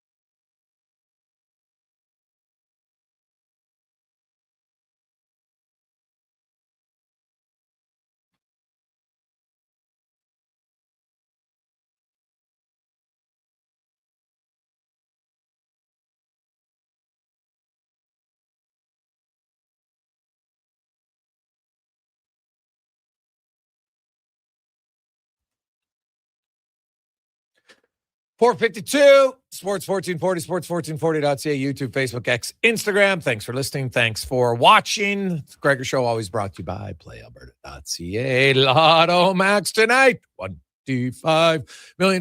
Also, While you're there, check out the Jason Gregor Show odds boosts on the game tonight. Got some point combinations. Also, the Connor Halley special. Ooh, TF tonight. Good luck. Let's get to 5 questions brought to you by The Brick, where right now you can save up to 25% off bedroom, dining, and fireplaces. In-store only, you can score up to 50% off clearance mattresses and 60% off clearance and scratch and dent appliances at The Brick and thebrick.com. It's time for 5 questions on the Jason Gregor Show. All right, Jason, Oilers, Leafs tonight. Let's get a prediction and throw in a bold one as well. Go ahead. Second game, 2 nights. Not the most strenuous game, I'd say, for the Leafs last night, but I still think fatigue can play a part. And for the Oilers, hopefully they don't let another team come in here and run the show. I'm going to say they win. Give me a 5-2 empty net. Bold prediction, though. Troy Stetcher, former Oiler. Scores a goal? Yeah. Ooh. It's back-to-back. Geez, I'd have to look. When was the last time Stetcher scored in back-to-back games? He's heating up. That would be okay. That's a bold prediction. I actually wrote that Frederick would score, so I like that your play of the day is the same. So my bold is that Trent Frederick, who, by the way, Trent Frederick has scored 2 goals this season, both on the road. Both were the first goal of the game. He doesn't have a goal in 31 games. He doesn't have a point in 25 games. Trent Frederick is due. So, and I think the Oilers and the Leafs continue to score lots of goals. The Oilers win 5-3 with an empty net. Question number 2. Obviously not the season the Leafs had hoped for so far. Where would you rank them in terms of underachievers in the NHL so far this season? What's interesting about the Leafs is if you look at their overall record, it's obviously not great. It's not terrible. I would say, well, the Devils and the Rangers are worse than them. The Jets for sure. So, and even the Blues from where they were last year. So I'd probably say Toronto and underachievers would probably be around like 6th or 7th. Surprising. I just did a little research as we were looking at it. Postseason 2021-2022's Troy Stetcher in Game 4s and Game 5. Game 4 and 5 against the Kings had a goal. Back-to-back games. Goal and an assist, actually. So he might be due. Yeah, for me, I guess like Winnipeg, you'd have to put in there some circumstances that didn't necessarily go their way when it comes to the injuries, but underachievers, they come to mind for sure. Question number 3 for you. I will say that a few people this morning on Fantasy Frenzy, when the news broke, were a little surprised Sam Bennett made the team when they had to make the adjustment. Did it surprise you at all with Sam Bennett being the pick? Not really. His name had been out there right from the get-go. Lots of people were surprised. Like, look at the way he played at Four Nations. Look at the way he played in the Stanley Cup final. Look at the way he's played since December. I'm not surprised at all. And it was a center they lost. So I didn't think Hyman was going to replace Cirelli just because Hyman's not a center at all. So Bennett doesn't surprise me in the least, really. No, I wasn't surprised at all. Like, if you would have thrown in Nazem Kadri, yeah, maybe then I'm a little bit surprised. But Sam Bennett was there for the Four Nations face-off. We saw how good he was in the playoffs when the games mattered last year. Even in that tournament last year, it dropped the mitts. Like, I thought he was kind of an omission from the team. So to have him there, not surprised at all. Question number 4, if you couldn't pick a quarterback, who was your pick for the Super Bowl MVP on Sunday? Ooh, I'm going to go with Kenneth Walker the third. With Charbonnet out, and he's got 2 weeks rested, like, this guy is getting the rock a ton. And he is explosive. He's a game breaker. And I think the Seahawks are going to win, so I got to go with one of them. It was either him or JSN, but I just think he'll get more touches. I'm going to go Rashid Shaheed. I think that he's my X factor for this game. I'm going to just keep banging that drum. Every time I bring him up, I get looks. But he can return. He does that sort of thing. And then also, I just think he's such a dynamic deep threat. And you're going to have the Seahawks. Christian Gonzalez is going to be focusing on Jackson Smith, the Jigba. Cooper Kupp's going to probably be getting a bit of attention. And you got a guy who can absolutely stretch the ball downfield. It's a long shot, but I'll take it for this one. Final question for you today is take a cruise day. So 3-part question. Have you done it? Would you do it? And where would you like to go? Go ahead. I have done it. I have gone to Alaska in a cruise, and it was an interesting experience, to say the least. So, yeah, I would do it again for sure. I saw that documentary on Netflix, which kind of soured me a little bit, where the cruise ship got stuck. But I think I'd like to go down to, down through Mexico maybe. I don't want to go on the cruise for a crazy amount of time, and I don't want to go through the choppiest of waters, but down the coast of Mexico, I could do that. All right. I have never been on a cruise. I've heard mixed reviews about cruise ships. And you know what? My neighbors went, they loved it. Other people went, couldn't wait to get off of it. So I think it depends. You got to do your research on it. And, some of them are so massive. They're like, God, I just had so much to do. Like, I love the fact that I can just eat what I want. Yeah. Right. And I've seen where they have like healthy options, right? Like, trust me, I can eat a lot, but I like healthy. Like, I want to have a good breakfast every day, right? As much as I love bacon, I'm not eating bacon every day, right? I want my yogurt, I want my eggs, and I don't want powdered eggs. I want real eggs. So that's like my number one question. Yeah, powdered eggs, I'm out. I'm not even stepping on board. They're disgusting. You have real eggs, now we open the door for discussion. But I would do it, and I would probably want to go on a Caribbean cruise. Yeah, that'd be slick. No. So, but I've never done it. I'm sure people out there have done cruises, and they can let us know yay or nay, but I kind of like it. So, we'll see. Looks like I think Nick is our big winner today. Attaboy, Nick, going to the game. 500 bones. Awesome for the Gregor Foundation. Let's get to Sports 1440 update, brought to you by Northgate Chevrolet Buick GMC.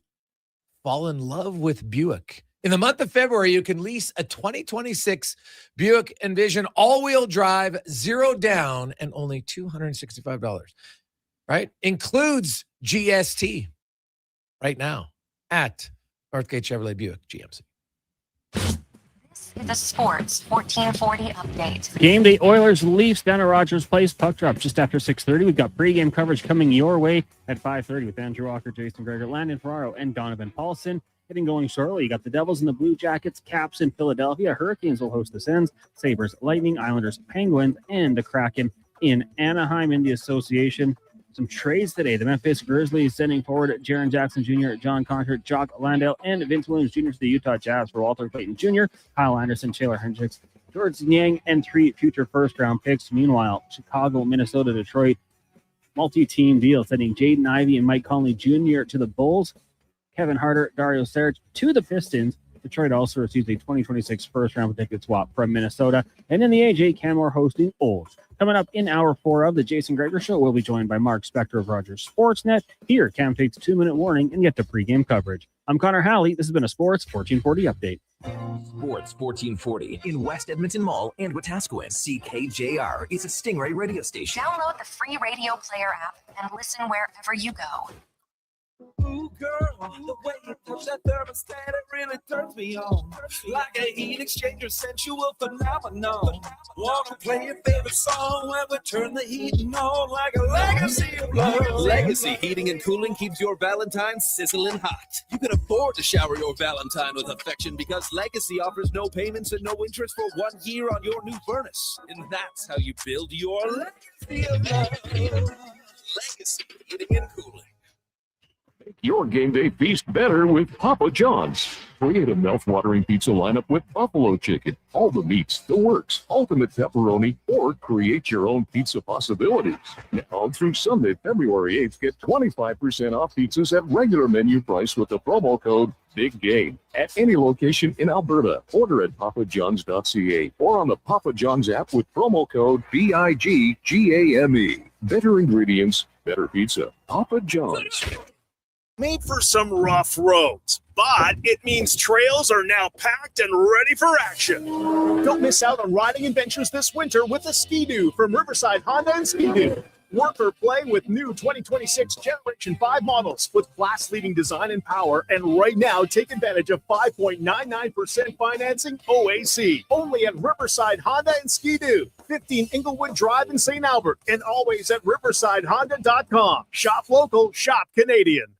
Well, get ready for a silly hockey fans. Your partner in power just skated onto the ice. EWEL.ca, the new e-commerce website for electrical wholesalers Edmonton, is ready for the Power Play 24/7 365. UL skates to where the puck will be in 5 years. Now that's forward thinking. Killer selection, slamming products from the best brands, and legendary service. Don't sit on the bench. Get your account today at ewell.ca and win that project. Plug into your partner in power. Get an EWEL.ca account today. It only comes once a year. Aw, Valentine's Day. What? No, from the top. It only comes once a year. Oh, here we go. The Rock and Bowl Super Party, only at On the Rocks. Join host Ryan Jesperson on Sunday, February 8th. At OTR for the biggest football party in Edmonton. Your $30 Make our ticket way. includes all-you-can-eat buffet, commemorative t-shirts, prepaid Miller Lights, and entry to all prizes, including $1,000 cash. the Rock and Bowl Super Party. Only at On the Rocks. Day Book your afternoon. table Nick. today. OnTheRocksYEG.com.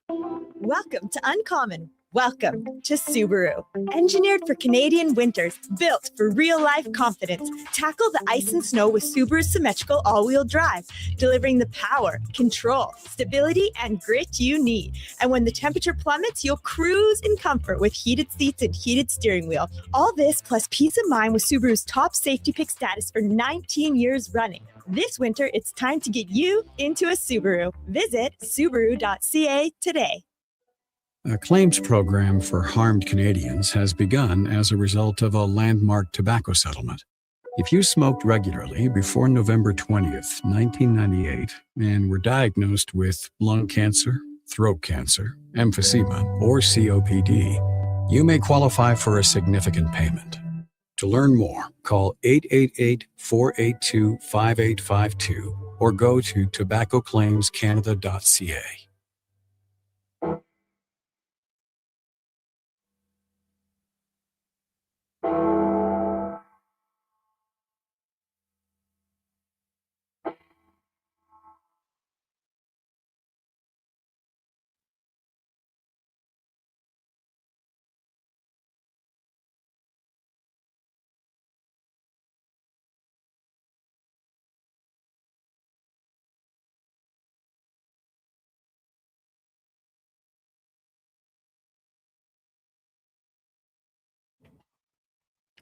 Portions of this hour brought to you by Crystal Glass, your clear choice for residential windows. Locally manufactured and installed, Crystal Glass provides a beautiful product and incredible customer services for all of your residential needs. Call 310 Glass or visit crystalglass.ca for a quote.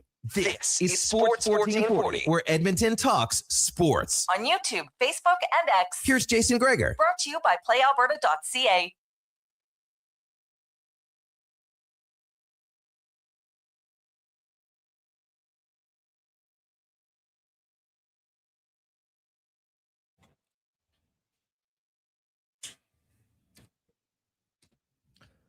Just after 5 o'clock. How are you, Jason Gregor? Connor Halley, Sports 1440, sports1440.ca, YouTube, Facebook, X, Instagram. It's a game day. Oilers taking on the Toronto Maple Leafs tonight. Willie Nylander, when he's not flipping the bird, scoring goals, he has 15 points in his last 8 games. For the Maple Leafs. It was absolutely flying last night for them against Calgary. So he'll be ready to roll it. Now, Connor McDavid says, oh, that's pretty nice. But McDavid has 59 points in his last 30 games. Not bad. Not bad at all. Now, speaking of hot, no one's hotter than Kucherov.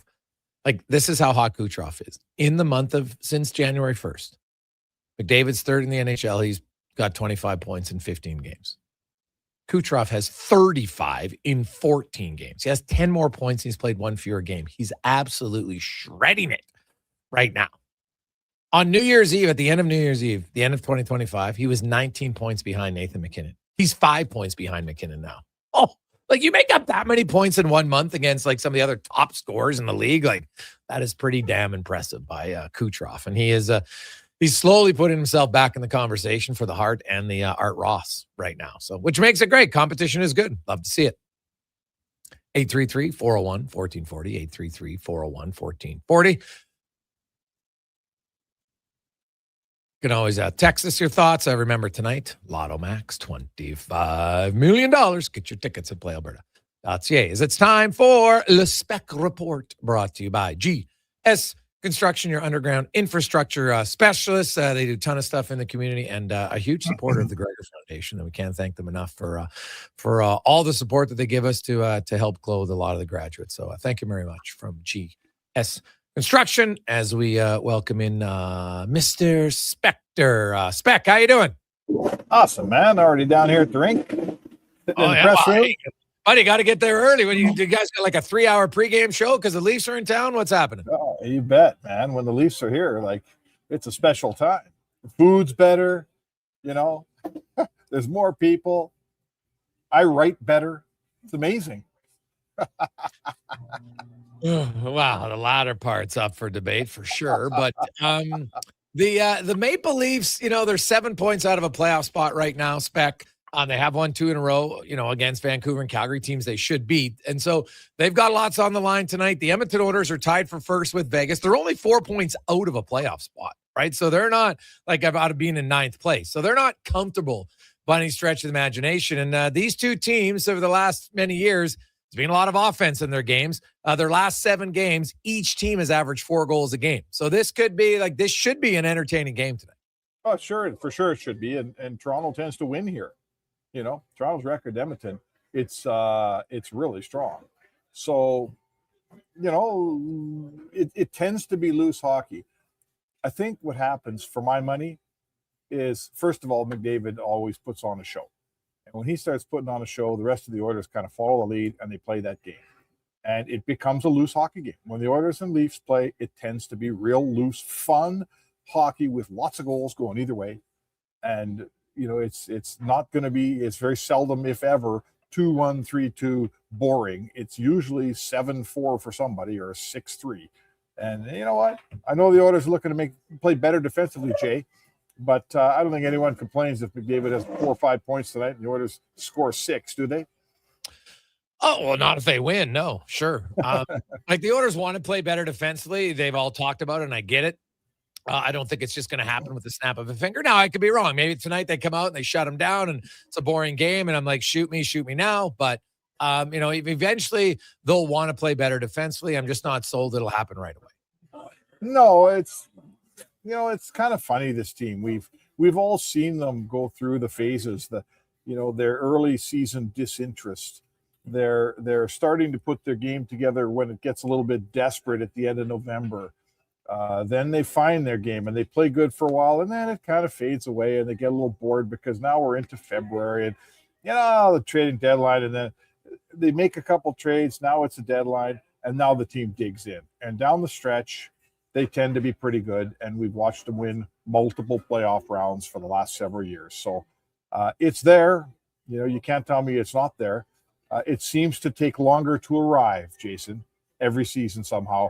That stern, proper defensive game where you feel like, okay, this game can beat anybody. We haven't seen many of those yet this year. Well, they had their stretch for 25 games where they're the 3rd best defensive team in the league. I actually thought they were pretty good. And then it's fallen off here. They've went from that to 5 games of allowing 25. But for the 25 games prior to that, the Oilers were the 3rd best team in goals against in the National Hockey League. They had some games where, Ingram didn't have to get tested very much. And, if he did, he was pretty good. So I still think Edmonton's capable of it. No question. I think there's some individuals who need to play better defensively. The team itself can play better, but they're more than capable of it. I'm more interested to see are they capable of beating some teams they should beat? Because Toronto they've won 2 in a row, but it's the 3rd game in 4 nights. Yeah. Right? The 4th game in 6 nights. The Oilers are well rested. They've been at home now for 15 days. Like this is a game you got to win. Oh, for sure it is. Tonight, for sure, because the Leafs played last night there. They played at 8 p.m. last night, 6:30 tonight. All the things you just said. And frankly, Edmonton's a better hockey team right now and probably in the near future. So yes, you got 2 games left before the Olympic break. You really need to bear down and collect some points. You go to Calgary tomorrow. It's always a little bit of a different dynamic because it's Calgary, Edmonton, and the Flames tend to play the best hockey they have when they meet Edmonton. But I'd say to you that with these 2 non-playoff opponents, 2 teams that haven't been that good through the first 2/3 of the season, with 2 games left before the Olympic break, Edmonton should find a way to get 3 points here, if not 4. No. Oh God, yeah. Like you definitely have to beat Calgary. I'm sorry. Like you just like got to win that game. And then tonight, you should be able to find a way to beat Toronto. But if you do, you'll do something you haven't done since 1989 when Speck was to sweep the season series against the Leafs. Ooh, really? 89 it's been, eh? Yes, they only ever did it, and that's the only time it ever happened. Like didn't happen in the Gretzky years. They never swept the Leafs in Gretzky years. Now they played They played 3 games back then, but still, they never swept them up until 89, and then they haven't swept them since. Now the Leafs, on the other hand, have swept the Oilers rather handily. I think it's 6 times in the salary cap era. So, the Oilers. Hey, you're looking at certain wins against a team that right now has been struggling more than they would expected this year. This is another team that's below you in the standings. You're on home ice. You're well rested. You're coming off a game that you didn't love. You know what? Like Matthias Ekholm Speck mentioned yesterday, hey, you can't get up for every game. And I think it's truthful and I think it's honest. But you can get up for tonight's game because there's not many regular season games that have the crowd as boisterous as it is tonight. Yeah, it's over the years, I've watched the Oilers almost turn back into kids when they play the Leafs, particularly in Toronto, Jay. I've watched a lot of games in there where Edmonton goes in and everybody tries to just play their best game of the season. And mom and dad are in the stands and everybody bought 10 tickets for all the family. And because there's always been a lot of Ontario kids on the Oilers. And it always goes the opposite direction, right? The harder you try, the worse you play. I've witnessed a lot of bad Oiler performances in Toronto. And we've also seen the Leafs come out west here. They got a crowd in their favor, or it seems like it in this building, and they play well. They play over their heads. Even bad Leafs teams have played really well here in Edmonton. So I guess what I want to say is Edmonton should be past that. They're a pretty mature team. They went into Toronto earlier this season. I was at that game. It was never in doubt. Edmonton was the better team going in. They were the better team during the game. They were the better team coming out. I would say to you that all those extraneous emotional factors, this Oilers team shouldn't be burdened by any of them at this point, right, Jay? Are they not mature enough and have gone through enough that none of that stuff matters anymore? It shouldn't, 100%. Yeah, it shouldn't. And it's just a matter of, you come in and you be focused. And now, even if you score first against the Leafs aren't great when they score first. But they're actually pretty decent. I think they're 5th best in the NHL coming from behind. They have 12 wins when allowing the first goal. And so, the Oilers have 6. So even if you score first, you got a hammer on them. And these games, though, that's the one thing I would look at all these games. It's like basically, an average of 8 goals a game between the two teams here for the last 7 games. Like they like to play run and gun a little bit for both. Right now, Mitch Marner's not here anymore. So, hey, that's an advantage for Edmonton. No question. I haven't replaced him with anybody who's as offensive as that. Now, you still got McDavid and Draisaitl, and you obviously got Nylander and Matthews, who are a step below, no question. But you know what? You got Troy Stecher, Speck, who's red hot. Connor Halley's all over the Troy Stecher train right now. But I'm interested to see kind of how Edmonton, like a guy like Mangiapane, there were some rumblings that Toronto was interested in him, and he gets back in the lineup tonight. Now, I will say this. At some point, why is it always got to be Curtis Lazar? You could make a strong argument. Matthias Janmark could get a seat in the press box tonight over Curtis Lazar. Oh, sure. Absolutely. I mean, listen, I'm just counting 1, 2, 3. There's after the Olympic break, there's 4 games prior to the trade deadline for the Oilers. So listen, your argument about Lazar, I don't say for a second Lazar deserves to come out. Someone's got to come out. The coach picked him. Sure. Could Janmark come out for one? Absolutely, he could. I'm not at all surprised to see Mangiapane playing here. At some point, they got to give this guy a chance to get some traction if they're going to try to trade him. And obviously, Brad Treliving's in town, and any trade you make with the Leafs, the Oilers are going to try to make it, they're going to be offering Mangiapane in return. So he's got to play tonight, and I'll bet you he plays tomorrow in Calgary because guys tend to play their best hockey against the team that they got drafted by and played a bunch of years for. So I would not be at all surprised to see Mangiapane play 2. And I sense that a lot of trades, I'm not going to tell you they're going to get consummated, Jay, over the Olympic break, but there's a lot of offers on a lot of tables, and there's a lot of GMs with 2 weeks off that are going to be mulling and thinking and talking to scouts and thinking about it. 2 good games by Mangiapane would be probably what Stan Bowman would most like under his Christmas tree right now, because he could use Mangiapane to show well for the first time in a while. Yeah, I don't know if 2 games going to salvage it or not. I can say this. I don't think there's any teams out there that are actively looking to take Mangiapane. Could you make a trade where he's a piece to make it all work?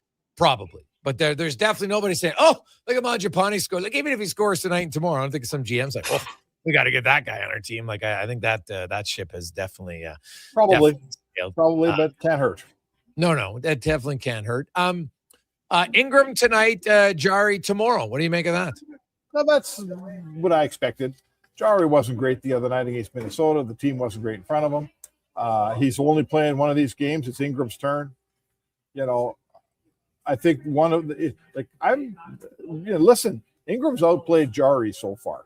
Now, we're still in the midst, in my opinion, of this whole who's going to be your number one thing. And, it's the kind of default falls to Jari. But, if the playoffs are starting tomorrow, I'm starting Ingram in game 1. But I think a bigger goaltending story tonight is on the other end of the ice. It's Stolarz. Stolarz has not had a good season. He's been hurt a lot. Woll is by far Toronto's best goalie. Woll.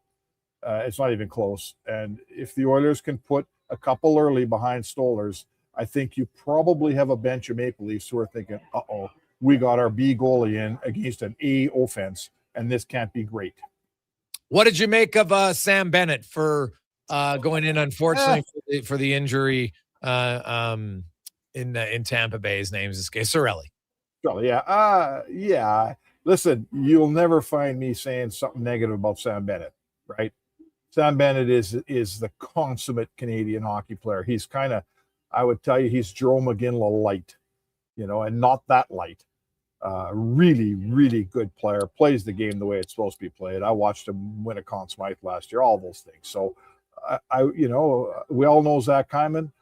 He wanted to go. I kind of felt like it'd be nice for him, and I feel a little bad that it's not him, just because we know the guy. But I'll never tell you Sam Bennett's a bad choice to play on the Canadian Olympic team. That guy he is all hockey player all the time. He'll make that team better and tougher and harder.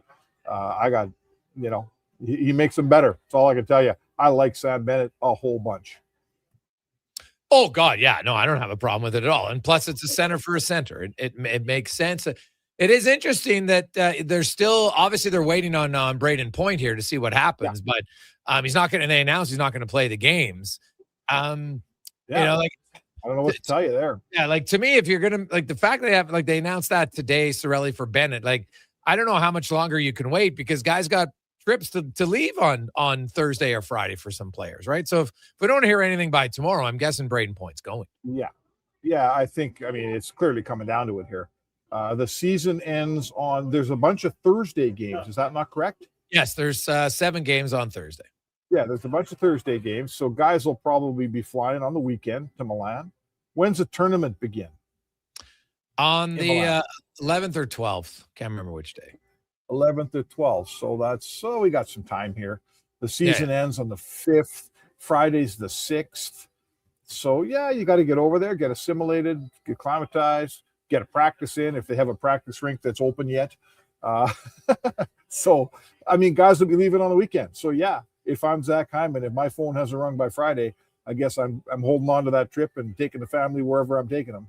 Yeah, Canada plays on the 12th of February. That's their first game. So that's what you have? Okay. Yeah, they play on the 12th and the 13th. So there they go. So, it's got to be, my comparison here, Jay, with Braden Point is, remember in the Four Nations when Matt Tkachuk decided, I'm going to play in the final game?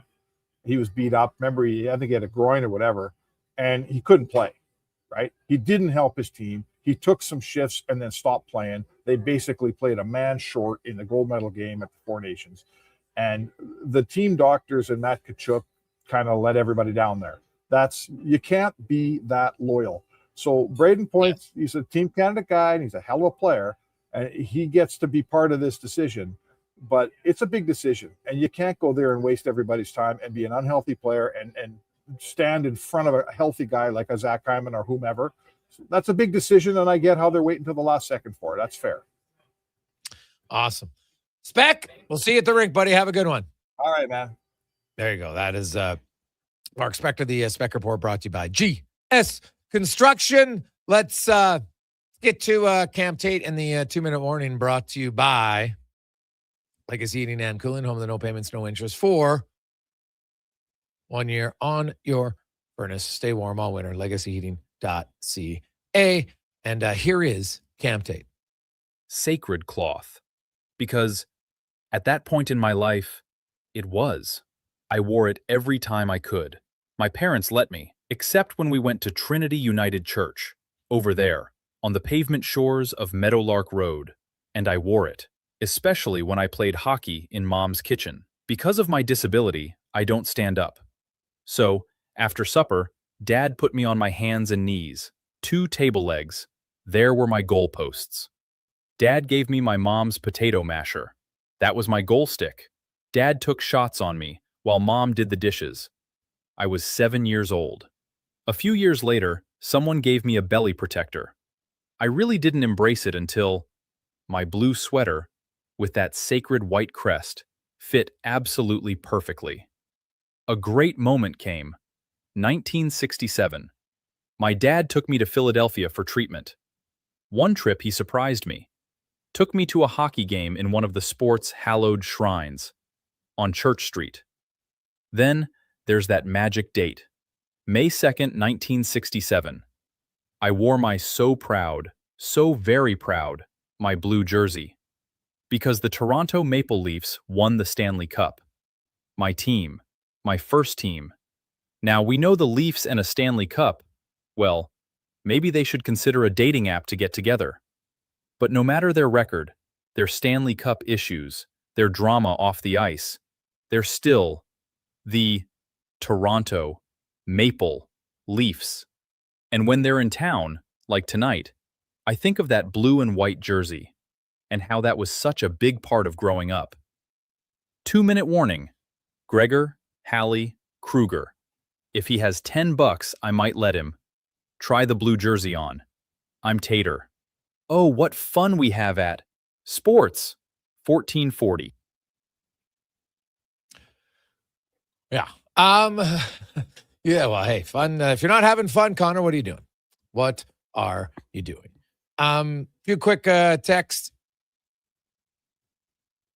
Hey, Gregor, I never wanted to boo Cam Tate, but I know I appreciate this love letter to the Leafs.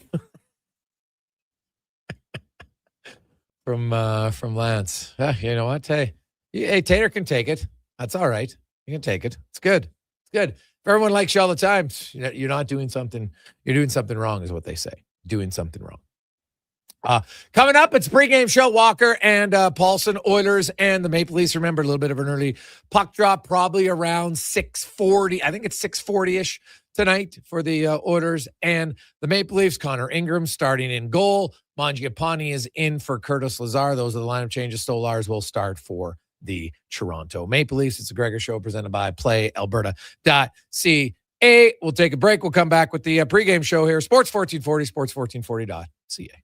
I'm getting McDonald's. You want anything? Oh, yeah. I'll get I'm obviously going to get the McVeggie, medium fries and a medium fountain drink for $9.99. It's my favorite meal, and it's new. Plus, if I get that, maybe he'll want it too. And then he'll always thank me for introducing him to the McVeggie. I'll be a hero. So, McVeggie fries and drink? How'd you know? You were thinking out loud again. Get yourself a McVeggie meal for just $9.99 plus tax for a limited time only at participating McDonald's restaurants. Hey, Edmonton, did you know a local Play Alberta winner scored over $500,000 on Mega Jackpots Ocean Bells? Think about the season tickets you could lock down with that kind of cash. From major casino winners every hour to jackpots worth millions and hundreds of popular games to money that stays in the province, there's never been a better time to sign up for Play Alberta. Download the app today to get started with casino, sports, and lottery all in one app. Must be 18 plus to play. When you gamble, use your game sense.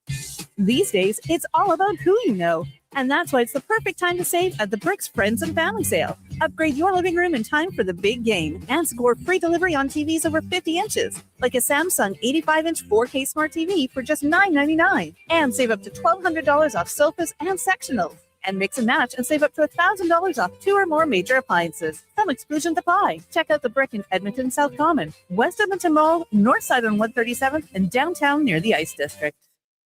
Need a new ride for road trips?